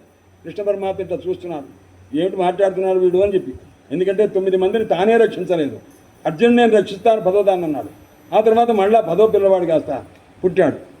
పుట్టగానే ఆ పిల్లవాడు కాస్త పుట్టాడు, ఈయన దగ్గర తీసుకొచ్చే లోపల ముందు ఆ పిల్లవాడు పోయిన తర్వాత నేను వేస్తున్నాను ఈసారి అని చెప్పి ఆ ప్రసూతి గృహం దగ్గర చుట్టూ కూడా బ్రహ్మాండంగా అస్త్రాలు వేసి బాణాలు వేసి మొత్తం కోటలాగా గట్టిగా కట్టేశాడు. కడితే ఆ లోపల ఏమన్నా మృత్యు ఎవరు రాకుండా ఉండటానికి, ఏ గ్రహములు ఏ దయ్యాలు ఏవి రాకుండా ఉండటానికి మొత్తం కట్టుదిట్టం చేశాడు. చేసినా సరే ఆ పిల్లవాడు పుట్టిన పిల్లవాడు పోవటం అతను. వెంటనే ఆ బ్రాహ్మడికి కోపం వచ్చింది. ఎంత కోపం వచ్చిందంటే, అరే మహావీరులు కృష్ణ పరమాత్మ బలరాముల వారు మొదలైనటువంటి వాడు పెద్దవాడంతా ఉంటే వాళ్ళు చేయలేని పని నేను చేస్తానని ఒక నపుంసకుడు అన్నాడు. ఈ మాట, ఈ నపుంసకుడి మాట విని నేను అంత మోసపోయాను కదా అని అర్జునుని తిట్టాడు. బృహన్నలుగా ఉన్నాడుగా, అందుకోసమని ఆ నపుంసక స్వరూపంగా ఉన్నవాడు ఇతన్ని కాస్త నమ్మాను, ఏం పరాక్రమం అయ్యాను ఇది అని చెప్పి ఆయన తిట్టుకుంటూ ఆ బ్రాహ్మడు కాస్త వెళ్ళిపోయేసరికి అప్పుడు ఈయన కాస్త వెంటనే సముద్రంలో పడి పోదామా అనుకొని ఒక ఆలోచన పడింది. అసలు అన్ని లోకాల్లో ఎక్కడెక్కడ ఉన్నారో చూద్దామని చెప్పి అర్జునుడు తనొక్కడే వెళ్ళి మొత్తం అన్ని లోకాలు సంచారం చేశాడు. చేసిన తర్వాత ఎక్కడ చూశాడు, కుబేర లోకానికి వెళ్ళాడు, యమలోకానికి వెళ్ళాడు, ఆ లోకానికి దేవలోకానికి వెళ్ళాడు. ఎన్ని లోకాలకు వెళ్ళినా ఆ పిల్లవాడి జాడుగా ఏదీ దొరకలేదండి, ఎక్కడా దొరకలేదు. దొరక్కపోయేసరికి వెంటనే పరమాత్మ దగ్గరకు వచ్చి, బాబా ఏ లాభం లేదు, అన్ని లోకాలు వెతికానయ్యా, వెతికితే ఎక్కడా కనిపించలేదు కాబట్టి నేను అన్నమాట ప్రకారం సముద్రంలో దూకి చచ్చిపోతానయ్యా అన్నాడు. అదే తొందరపడద్దురా అబ్బాయి, తొందరపడద్దన్నారు. లేదు నేను వెతకని లోకం లేదు కాబట్టి పోతున్నాను అన్నాడు. రెక్క పట్టుకొని నాతో రా అన్నారు అని పరమాత్మ తీసుకెళ్లారు. ఎక్కడికి తీసుకెళ్లారయ్యా అన్నారు. ఈయన ఏ లోకాలు చూశాడో ఆ లోకాల్లో ఎక్కడా లేనటువంటి ఒక దివ్యమైన ఒక లోకం, అది అంధకార బంధురంగా ఉంది. లోపలికి వెళితే ఎలా ఉందయ్యా అని మొత్తం చీకటి తప్ప ఏం లేదు. పరమాత్మ ఏం చేశారయ్యా అన్నారు. సుదర్శన చక్రాన్ని పంపించారు ముందు. ఆ సుదర్శన చక్రం యొక్క కాంతి చేత మొత్తం రోడ్డంతా కనిపిస్తున్నది. ఎంత దూరమో వెళ్ళారు, లోకాలోక పర్వతములు ఉన్నవి, అవంతా దాటుకుంటూ వెళ్ళారు. ఆ దాటుకుంటూ వెళ్ళేసరికి లోపల ఒక మహానుభావుడు కనిపించారు. ఎవరయ్యా అన్నారు. మహావిష్ణువు కనిపించారు. విష్ణువు వేరు, మహావిష్ణువు వేరయ్యా అన్నారు. విష్ణువు అయితే చతుర్భుజుడు, మహావిష్ణువు అయితే అష్టభుజుడు అనమాట. అష్టభుజ మహావిష్ణువు ఉన్నటువంటి చోటికి తీసుకువెళ్ళారు. ఎవరు? చతుర్భుజ విష్ణురూపుడైన కృష్ణ పరమాత్మ అర్జునుడిని తీసుకువెళ్ళి నాయన చూడక్కడ అన్నారు. అనేసరికి అక్కడికి వెళ్ళారు. స్వామి మీరెవరు అన్నారు. అప్పుడు ఆ మహావిష్ణువు చెప్పారు, అష్టభుజ మహావిష్ణువు. నాయన నేను ఇద్దరిని చూడాలని నేనే ఈ పని చేశా, నేనే తీసుకొచ్చాను. కాబట్టి మీ దర్శనమైంది, చాలా సంతోషం. ఎందుకంటే విష్ణు మహావిష్ణువులు ఇద్దరూ ఒకరే. కానీ అర్జునుడికి జ్ఞానోపదేశం చెయ్యాలి. పరమాత్మ యొక్క చతుర్భుజమూర్తిని చూడగలడేమో తప్ప పరమాత్మ యొక్క అష్టభుజమూర్తిని ఏనాడు చూడాల. అది చూపించాలని పరమాత్మ తన చతుర్భుజమూర్తితో ఉన్నటువంటి తన రూపం నుంచి అష్టభుజమూర్తిని చూపించాలి. ఆ తర్వాత ఏ 10 మంది పిల్లలు పోయారో ఆ పిల్లలందరినీ మహావిష్ణువు ఇచ్చారు. ఇచ్చిన తర్వాత వాళ్ళు ఈ వయస్సు ప్రకారం ఎంతెంత వయస్సులో ఉండాలో అంతమంది 10 మంది పిల్లలు వీరి వెంట వచ్చారు.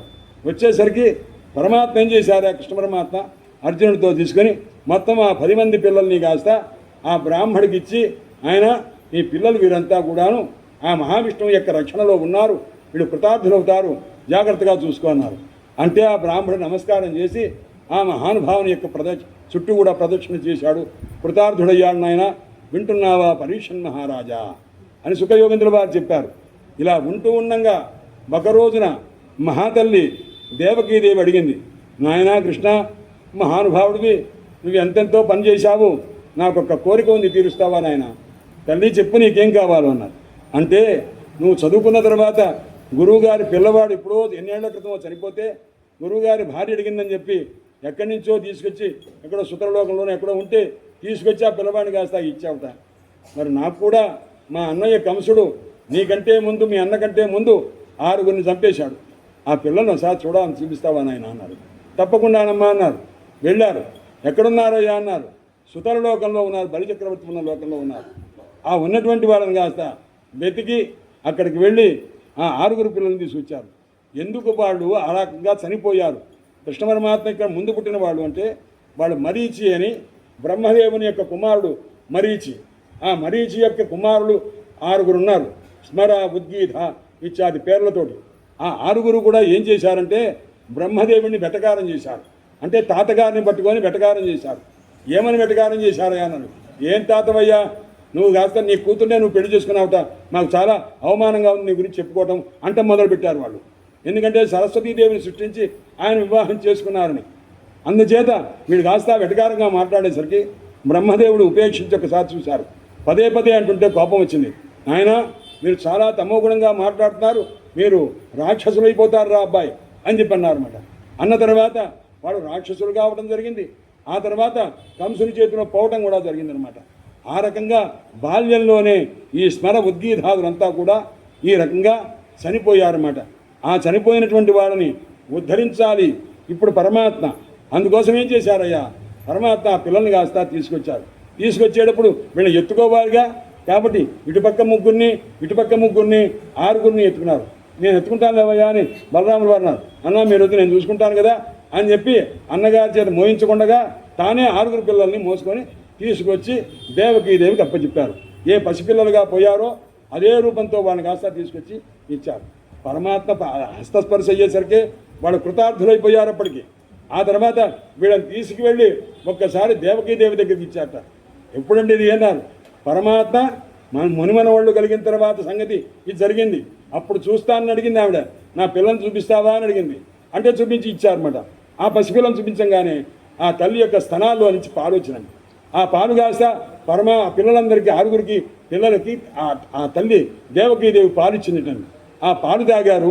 తర్వాత కృతార్థులయ్యారు, దేవరూపాన్ని పొందారు, కృతార్థులయ్యారట. ఎందుకయ్యా అన్నారు? కృష్ణ పరమాత్మ యొక్క హస్తస్పర్శ చేత దేవకీదేవి దగ్గర పాలు తాగడం చేత. ఆ పాలు ఏ పాలయ్యా అన్నారు? కృష్ణ పరమాత్మ తాగగా మిగిలిన పాలుటండి అది. అందువల్ల అంటే కృష్ణ పరమాత్మ పుట్టగానే వెళ్ళిపోయారు కదండి, పాలు తాగలేదు కదండి అని అంటారేమో. తల్లి వెంటనే పాలిచ్చింది.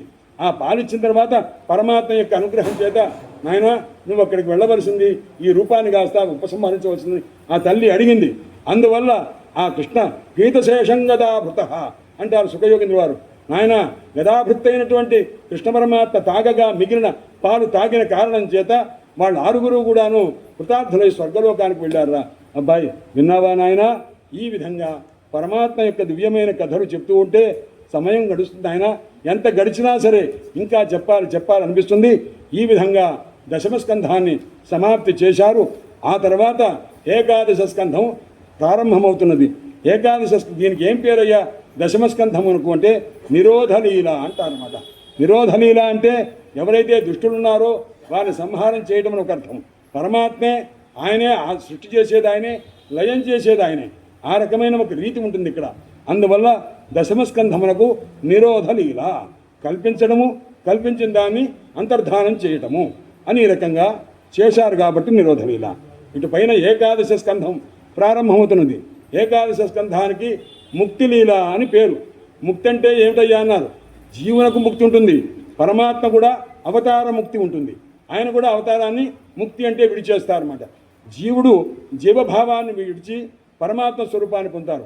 పరమాత్మ అవతార రూపాన్ని విడిచిపెట్టి దివ్యమైన పరబ్రహ్మ స్వరూపంతో ఉంటారు. అందువల్ల దీనికి ముక్తి లీల, జీవముక్తి, ఈశ్వరుని యొక్క అవతార ముక్తి కూడా ఉంటుంది కాబట్టి అని ఒక వ్యాఖ్యానం చేస్తారు. అయితే అద్వైత సంప్రదాయంలో విధానం వేరే. అంటే పరమాత్మ ఉపదేశం చేత ముక్తిని ఉపదేశం చేశారు ఉద్ధవుల వారికి. అందువల్ల ఇది ముక్తి లీల అని శ్రీధరస్వామి వారి వ్యాఖ్యానం. అస్తు ప్రస్తుతంలో ఇప్పుడు చెప్తున్నారు పరమాత్మ దివ్యమైనటువంటి లీలలంతా చేశారు కదా. ఆ లీలలు ఏమిటయ్యా అన్నారు.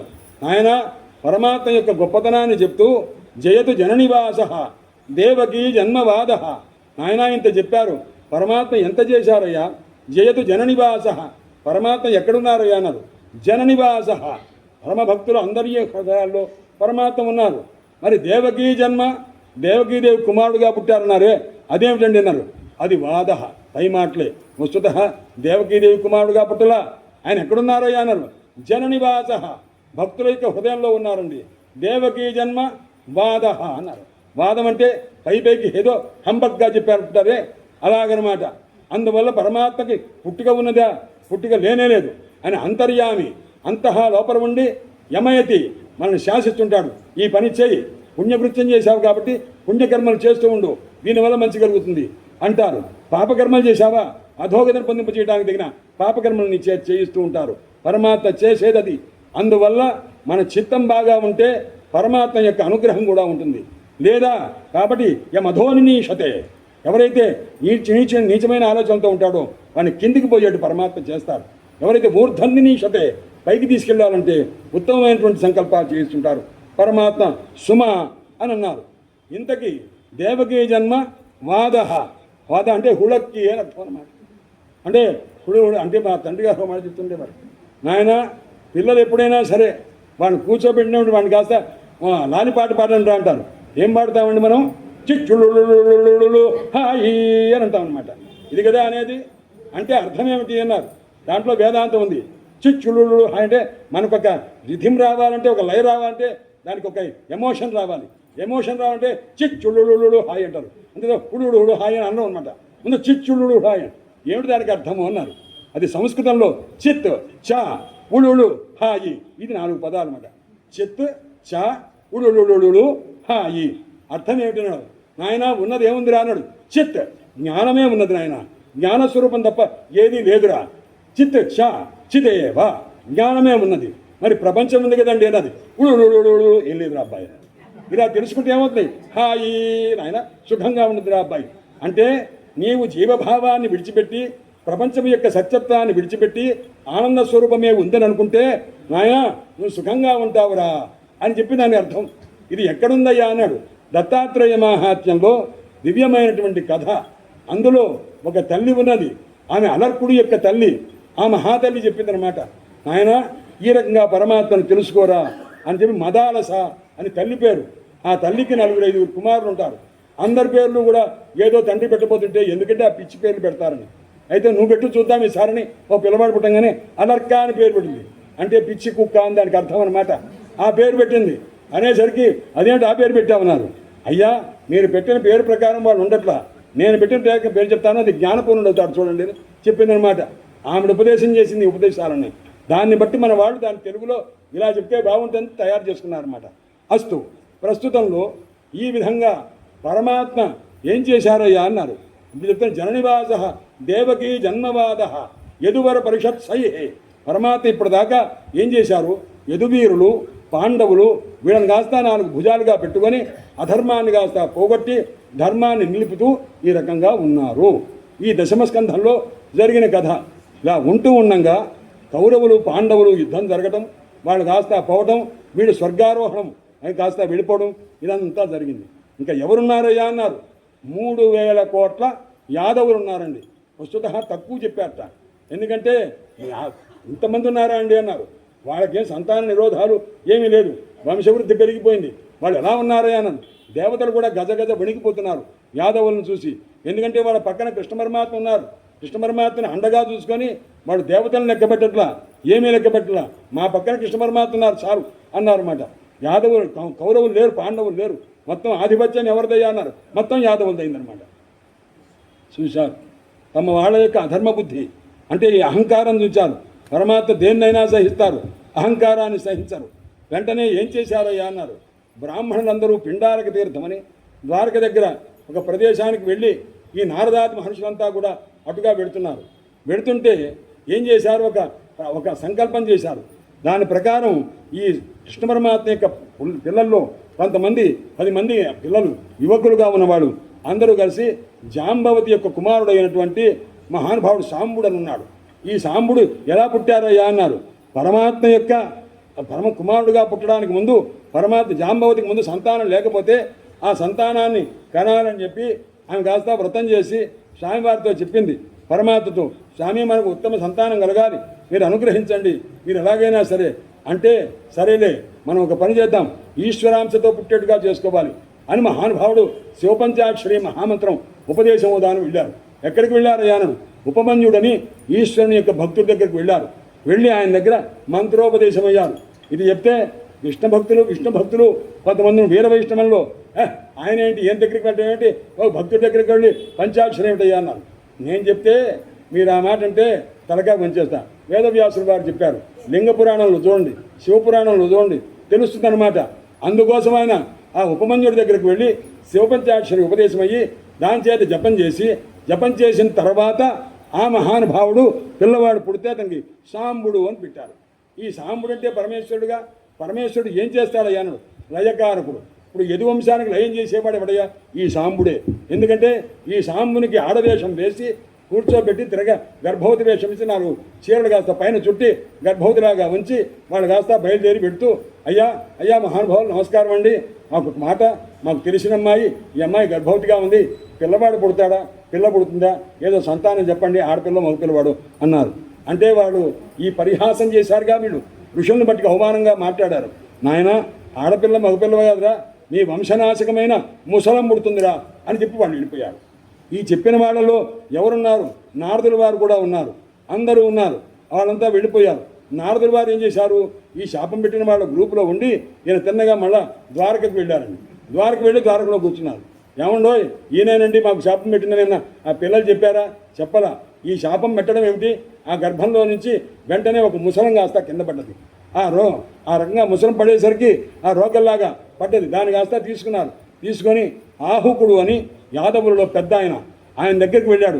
అయ్యా ఇలా జరిగింది, మేము తప్పు చేశాం, తాతగారు క్షమించండి, ఏం చేస్తామని. ఒరే ఎంత పని చేశారా, కృష్ణ పరమాత్మ తెలియజేస్తే కేకలేస్తారు.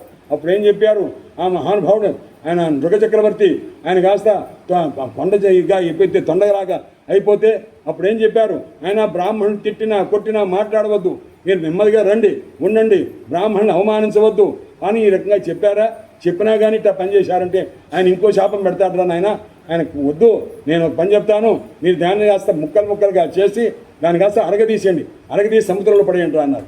అప్పుడు అందరూ కలిసి దాన్ని అరగదీసి మొత్తం చిన్న చేసి ఒక చిన్న ముక్క అయితే విసిరి అవతల పారేశారు. ఆ ముక్క కాస్త ఒక ములుకులాగా అయింది. ఆ ములుకును కాస్త ఒక చేప తిన్నది. ఆ చేపకి తిన్నటువంటి ఆ ములుకును కాస్త ఒకడు కోసి జరుడు అనేటువంటి వాడు దాన్ని తన బాణం యొక్క అగ్రభాగాన దాన్ని కట్టిపెట్టారన్నమాట. ఆ కట్టిపెట్టిన దాన్ని పరమాత్మ కానకప్పుడు నిద్రపోతూ అశ్వత్థ వృక్షం దగ్గర తన కాలు కదిలిపితే దాన్ని కాస్త పరమాత్మ యొక్క ఆ పాదాన్ని చూసి లేడి ముఖమేమో అనుకొని దూరం నుంచి ఆకుల మధ్యలో కదులుతున్న పాదం మీద పరమాత్మ యొక్క పాదం మీద కొట్టారు. అది పరమాత్మ అవతారం సాధించారు. చిన్న కాలు గాయానికి పరమాత్మ అవతారం సాధిస్తారండి. ఏ పరమాత్మ గర్భంలో ఉన్న శిశువుని కాస్త బ్రహ్మాస్త్రం నుంచి రక్షించారో ఆ పరమాత్మ చేస్తారా అన్నారు. ఇది లీల అంతే తప్ప ఆయనకేదో గాయం కలిగి బ్రహ్మాండమైన అనారోగ్యపడి ఇలా అని పిచ్చి మాటలు మాట్లాడకూడదు, తెలిసి తెలియని. అందుకోసం చెప్పాలంటే దాని ఎందుకు భక్తి ఉండాలి, విశ్వాసం ఉండాలి, ఒక యుక్తి ఉండాలి, ఒక వ్యుత్పత్తి ఉండాలి, పెద్దల యొక్క అనుగ్రహం ఉండాలి. అది లేక భాగవతం తెలియటం ఎవ్వరి వల్ల కాదు. భాగవతము తెలిసి పలుకుట చిత్రంబు శూలికైన తమ్మిచూలికైనా. అందువల్ల అటువంటి పరిస్థితి అస్తు. ప్రస్తుతంలో ఈ శాపం జరిగింది. శాపం జరిగిన తర్వాత అది కాస్త అక్కడ సముద్రంలో పడేశారు. ఇది అయిపోయింది. నారదుల వారు ఇక్కడికి వచ్చారు. ద్వారకకు వచ్చి వసుదేవుడి దగ్గర కూర్చున్నారు. వసుదేవుడు కాస్త నమస్కారం చేసి, అయ్యా మహానుభావ, వచ్చారు మా అదృష్టం కొద్దీ, మాకు ఏదన్నా మంచి విషయాలు చెప్పండి అన్నారు. ఊరికే ఉండరు, పెద్దవాళ్ళు వస్తే మంచి మాటలు చెప్పండి, తత్వం చెప్పండి అని అడుగుతారు. అనేసరికి నాయన నీకు చెప్తాను, ఒక కథ చెప్తాను, వినవలసింది. భక్తి అంటే ఏమిటి, భక్తి యొక్క విధములంటే ఏమిటి, కర్మ అంటే ఏమిటి, జ్ఞానం అంటే ఏమిటి, వీటి గురించి చెప్పండి అన్నారు. నాయన తప్పకుండా చెప్తానయ్యా. ఒకానొకప్పుడు నువ్వు అడిగినటువంటి ఈ ప్రశ్న ఉందే, ఈ ప్రశ్న ఒకానొక సందర్భంలో నిమిచక్రవర్తి అడిగారు. ఆయన అడిగినటువంటి ప్రశ్నకు సమాధానం ఆ ఋషులు 9 మంది చెప్పారు. వారి పేరు జాయంతేయులు అంటారు. అంటే జయంతి కుమారులు. అంటే వృషభదేవుని యొక్క భార్య జయంతి, ఆమెకు 100 మంది కుమారులు. అందులో పెద్దవారు భరతుడు. ఆ భరతుడి తర్వాత 9 మంది ఉన్నారు, నవఖండ భూమండలాధిపతులు. ఆ తర్వాత 81 మంది కర్మనిష్ఠులైన యజ్ఞయాగాది క్రతువులు చేయడంలో సమర్థులైన వాళ్ళు ఉన్నారు. వాళ్ళంతా బ్రాహ్మణులైపోయారు. 9 మంది నవఖండ భూమండలాధిపతులు. భరతుడు అందరికంటే ప్రధానమైన రాజు. ఇలా మొత్తం 91 మంది ఉన్నారు. ఈ తర్వాత 9 మంది ఉన్నారు. వాళ్ళు జ్ఞానరతులు. అంటే అధ్యాత్మ విద్యందు మాత్రము ఆసక్తి కలిగిన వాళ్ళు. వాళ్ళ పేర్లే వింటే కృతార్థులవుతారు నాయన. ఎవరు వారు అన్నారు అంటే చెప్తున్నారు, కవి, హరి, అంతరిక్ష, ప్రబుద్ధ, పిప్పలాయన, ఆవిర్హోత్ర, ద్రుమిళ, చమస, కరభాజన అని 9 మంది. వీళ్ళంతా ఎటువంటి వాళ్ళయ్యా అన్నారు. మహనీయులు. వీళ్ళు వచ్చేసరికి ఆయన యజ్ఞం చేస్తున్నారు. యజ్ఞం చేస్తుంటే ఆ యజ్ఞం చేస్తున్న సందర్భంలో ఋషులు లేచి నిలబడ్డారు. యజ్ఞం చేసే యజమాని లేచి నిలబడ్డాడు. భార్య లేచి నిలబడ్డది. అందరూ లేచారు. అగ్నులు కూడా రూపాన్ని ధరించి ఆ ఋషులకు నమస్కారం చేశారు. నాయన అట్టి సందర్భంలో ఈ మహనీయుల్ని చూసి నిమిచక్రవర్తి అన్నాడు, స్వామి, మహనీయులు వస్తే క్షణం కూడా నేను వ్యర్థం చేయకూడదు. నాకు కొన్ని సందేహాలు ఉన్నవి, అది చెప్పండి అని భక్తి గురించి మొదలైన వారి గురించి అడిగారు. ఒక్కొక్క ప్రశ్నకు ఒక్కొక్క ఋషి సమాధానం చెప్పాడు. 9 ప్రశ్నలు వేశారు. 9 ప్రశ్నలకు 9 మంది కలిసి వేరువేరుగా సమాధానాలు చెప్పారు. ఆత్యంతికం క్షేమం పృచ్ఛామ, గొప్పదైనటువంటి క్షేమం మాకు ఏ విధంగా కలుగుతుందో అది చెప్పండి అని అడిగారు. భక్తి అంటే ఏమిటండి అన్నారు. భక్తి పరేషానుభవ విరక్తిరన్యత్ర చ ఏ క్షత్రిక ఏకజాత. నాయన భక్తి అంటే ఏమిటి అన్నాడు. భక్తి కలగాలి. భక్తి కలిగిన తర్వాత ఈశ్వరుని యొక్క అనుభవం కూడా ఉండాలి. కేవలం భక్తి ప్రయోజనం ఏమిటయ్యా? ఈశ్వర సాక్షాత్కారం. ఈశ్వర సాక్షాత్కారం కలిగిన తర్వాత ఈశ్వరుని కంటే, పరమాత్మ కంటే ఇతరమైన ప్రపంచమునందు కానీ ఏ భోగవస్తువునందైనా విరక్తి ఉండాలి. అంటే 3 ఒకేసారి కలగాలి. ఏది కలగాలి? ముందు భక్తి కలగాలి. భక్తి తర్వాత ఈశ్వరానుభవం. ఈశ్వరానుభవం తర్వాత వైరాగ్యము. 3 కలిసి విడివిడిగా కలగాలన్నారు. ఏకజాత, ఒకేసారి కలగాలి నాయన. అంటే 3 జ్ఞానాలు ఒక్కసారి కలుగుతావా అన్నారు. కలగనే కలగవు. ఒకదాని తర్వాత ఒకటి కలుగుతుంది. ఎంత ఫాస్ట్గా కలగాలన్నా ఒకదాని తర్వాత.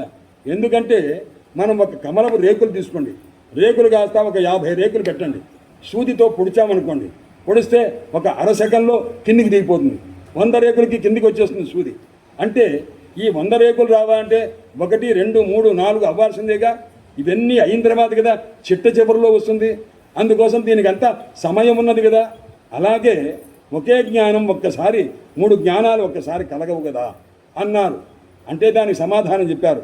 నాయన 3 జ్ఞానాలు ఒకేసారి కలుగుతాయిరా. ఎలాగూ అంటే నిమిచక్రవర్తికి చెప్తున్నారు మహనీయులు. ఏమనంటే ఒక ఆకలి కొన్నవాడు ఉన్నాడు. 3-4 రోజుల నుంచో వారం రోజుల నుంచో అన్నం లేదు, నీళ్లు లేవు, దప్పికొక్కుని ఉన్నాడు, ఆకలికొని ఉన్నాడు. వాడికి చక్కగా ఒక మంచి నేతితో చేసి ఒక ముద్ద అన్నం ముద్ద కాస్త తీసి వాడికి పెట్టారు. పెట్టగానే ఏమవుతుంది? వాడు నోట్లో వేసుకున్నాడు. వేసుకోగానే ఏమవుతుంది? ఆహాహాహా ఎంత బాగున్నది అనుకుంటున్నాడా? తుష్టి, ముందు సంతోషం కలిగింది.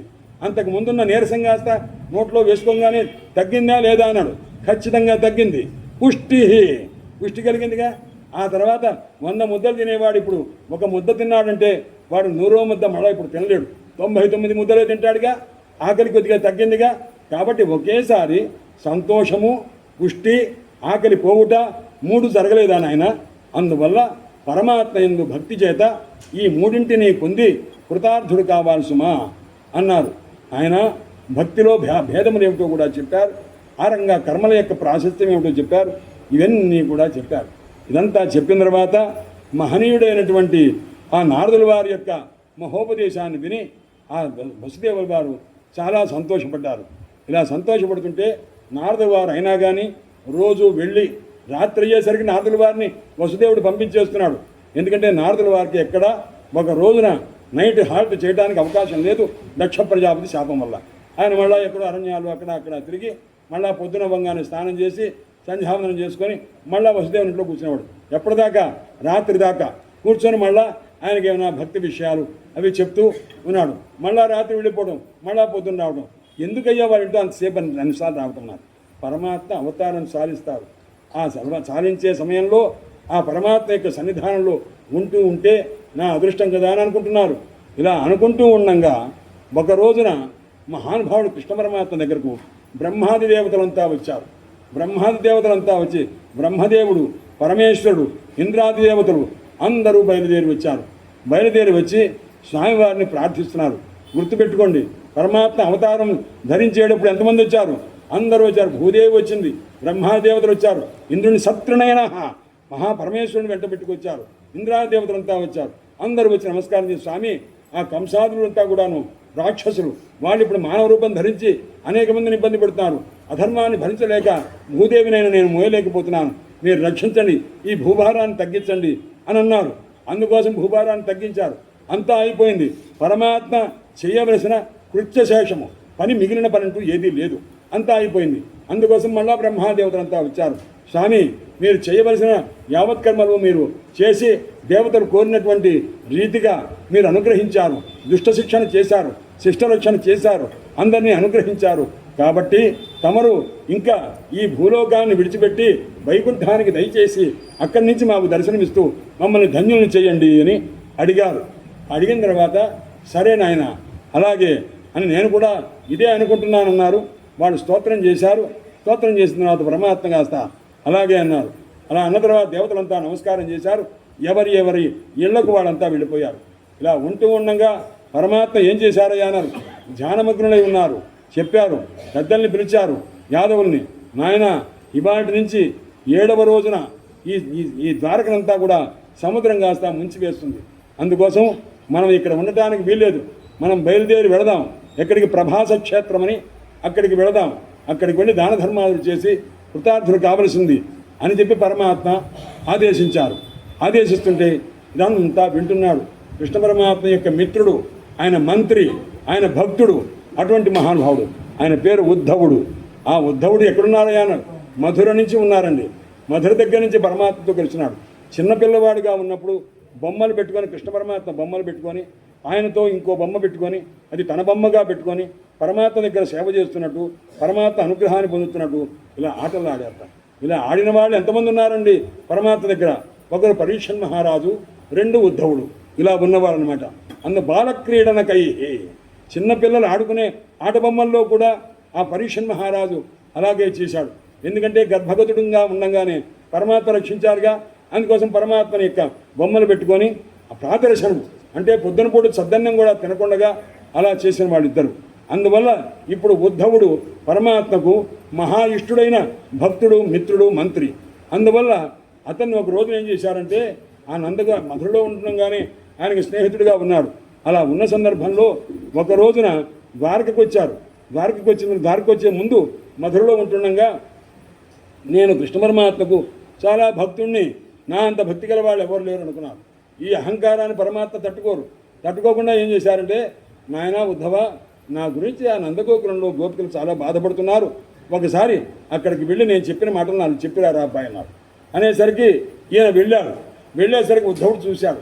అక్కడికి వచ్చేసరికి గోపికలంతా చాలా కోపంగా ఉన్నారు. ఇంతకుముందు ఎవడో వచ్చాడు, అక్రూరుడనే క్రూరుడు వచ్చాడు, కృష్ణ పరమాత్మని పట్టుకుపోయాడు. ఇతనెవరో అంతకంటే క్రూర తరుడు, ఇతని కాస్త యశోదానందుని కాస్త పట్టుకు వెళ్ళిపోతాడేమో అని భయపడిపోతున్నారు. ఇలా ఉంటూ ఉండగా దూరంగా చూస్తే అతను ఎలా ఉన్నాడు అన్ను కృష్ణ పరమాత్మలాగానే ఉన్నాడు. ఎందుకంటే చిన్నప్పటి నుంచి కృష్ణ పరమాత్మని తలపోసి చూసి ఆయన్నే చూస్తూ, ఆయన మంత్రిగా ఉండి ఆయన తాలూకు స్వరూపాన్ని చూస్తూ ఆయనలాగా అయిపోయాడు.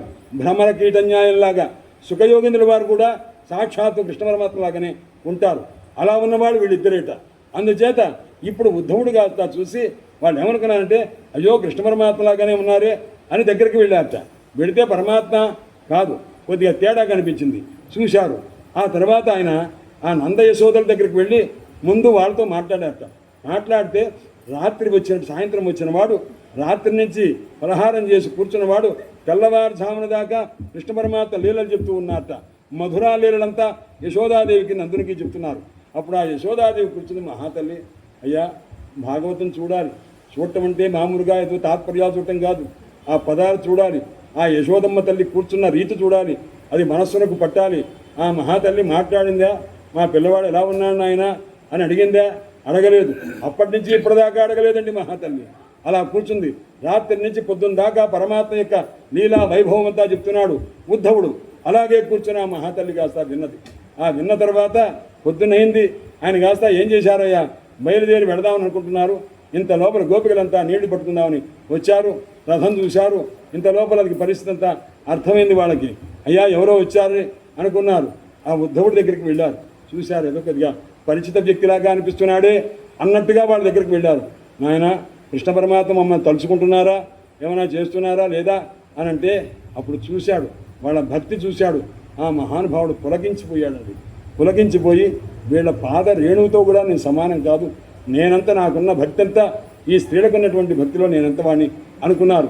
ఇంత లోపల హఠాత్తుగా ఒక తుమ్మెద కాస్తా వచ్చింది. ఆ తుమ్మెదంటే ఎవరయ్యా అన్నారు, కృష్ణ పరమాత్మ. అప్పుడు ఒక గోపిక ఉన్నది, ఆ తుమ్మెదని కాస్తా తిట్టింది. అదే భ్రమర గీతలు అంటుంటారన్నమాట.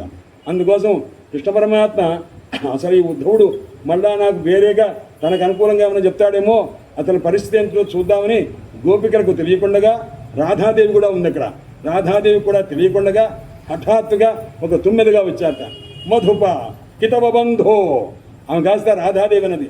ఆ తుమ్మెద ఏం చేస్తుంది, తిన్నగా వచ్చి రాధాదేవి పాదాల దగ్గరికి పడుతున్నది. అప్పుడు ఆయన కోపం వచ్చింది ఆ తుమ్మెద మీద. మధుప, మధు అంటే మధువంశాన్ని రక్షించడానికి పుట్టినటువంటి మాధవ అని అర్థం ఒకటి. అంటే ఈమె భాష ఆయనకు అర్థమవుతుంది. అందువల్ల మధుప అంటే ఓ తుమ్మెద అని అర్థము. మధువంశాన్ని రక్షించడానికి పుట్టిన ఓ మాధవ కితవ బంధో, నువ్వు దుష్టులైన వాళ్ళకి బంధువువి, నువ్వు మంచి వాళ్ళకి బంధువు కాదు అని చెప్పి, మా స్పృశాంగ్హిం, నా యొక్క పాదాలు నువ్వు ముట్టుకోవడానికి అర్హుడు కాదు, ఎందుకంటే అనేక మంది స్త్రీలను కాస్త ముట్టుకొని వచ్చావు అని ఒక అర్థం. అనేక పుష్పాలను కాస్త ఆస్వాదించి ఆ ఎంగిలి మూతితో నన్ను ముట్టుకోబోతున్నావు, కాబట్టి నన్ను ముట్టుకోవద్దు అని ఈ రకంగా చెప్తే అది ఎవరికి అర్థమైందయ్యా అన్నాడు. భాగవతంలో 3 భాషలు, లౌకిక భాష, విచిత్ర భాష, వేదాంత భాష, లేక సమాధి భాష. అది ఎవరికి అర్థమవుతుంది అన్నాడు. మనకు లౌకిక భాష అర్థమవటమే బహు కష్టం.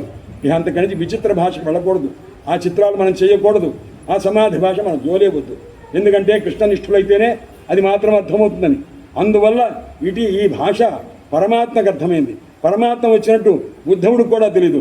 ఏదో 9 వచ్చింది వెళ్ళింది, ఎవరో కాడి గట్టి కాస్త అన్నది అనుకున్నాడు తప్ప, అన్న ఆవిడ రాధని తెలియదు, అనిపించుకున్న ఆయన కృష్ణ అని తెలియదు. విన్న ఆయన మాత్రం నేనేదో 9ను చూశాను, అక్కడ ఏదో 9 వచ్చిందండి అన్నాడు. అంతేనేనాయన అన్నారు. ఇంతకి పరమాత్మ ఆ ఉద్ధవుణ్ణి ఎలా అన్నారు, ఆయన పేరేమిటి అన్న ఉద్ధవ అన్నారు. అంటే అర్థం ఏమిటండి అన్నాడు.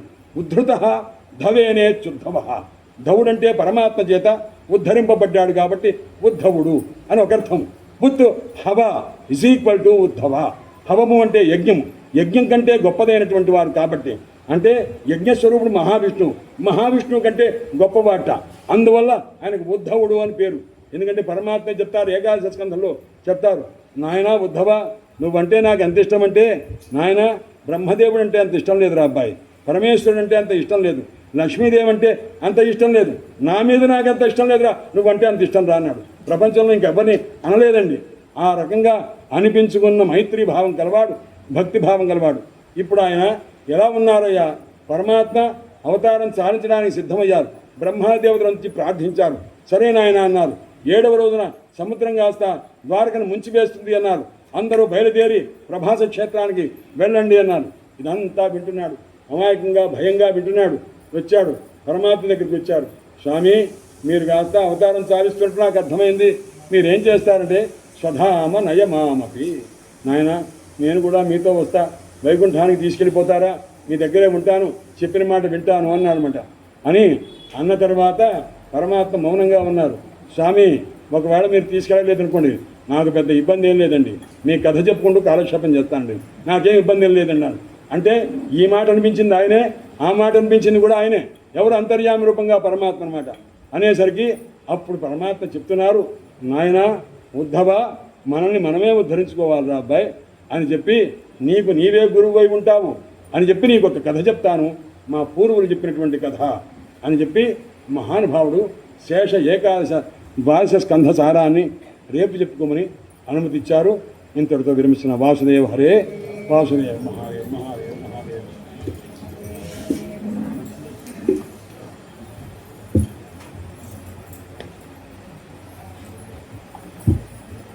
వాసుదేవ వాసుదేవ.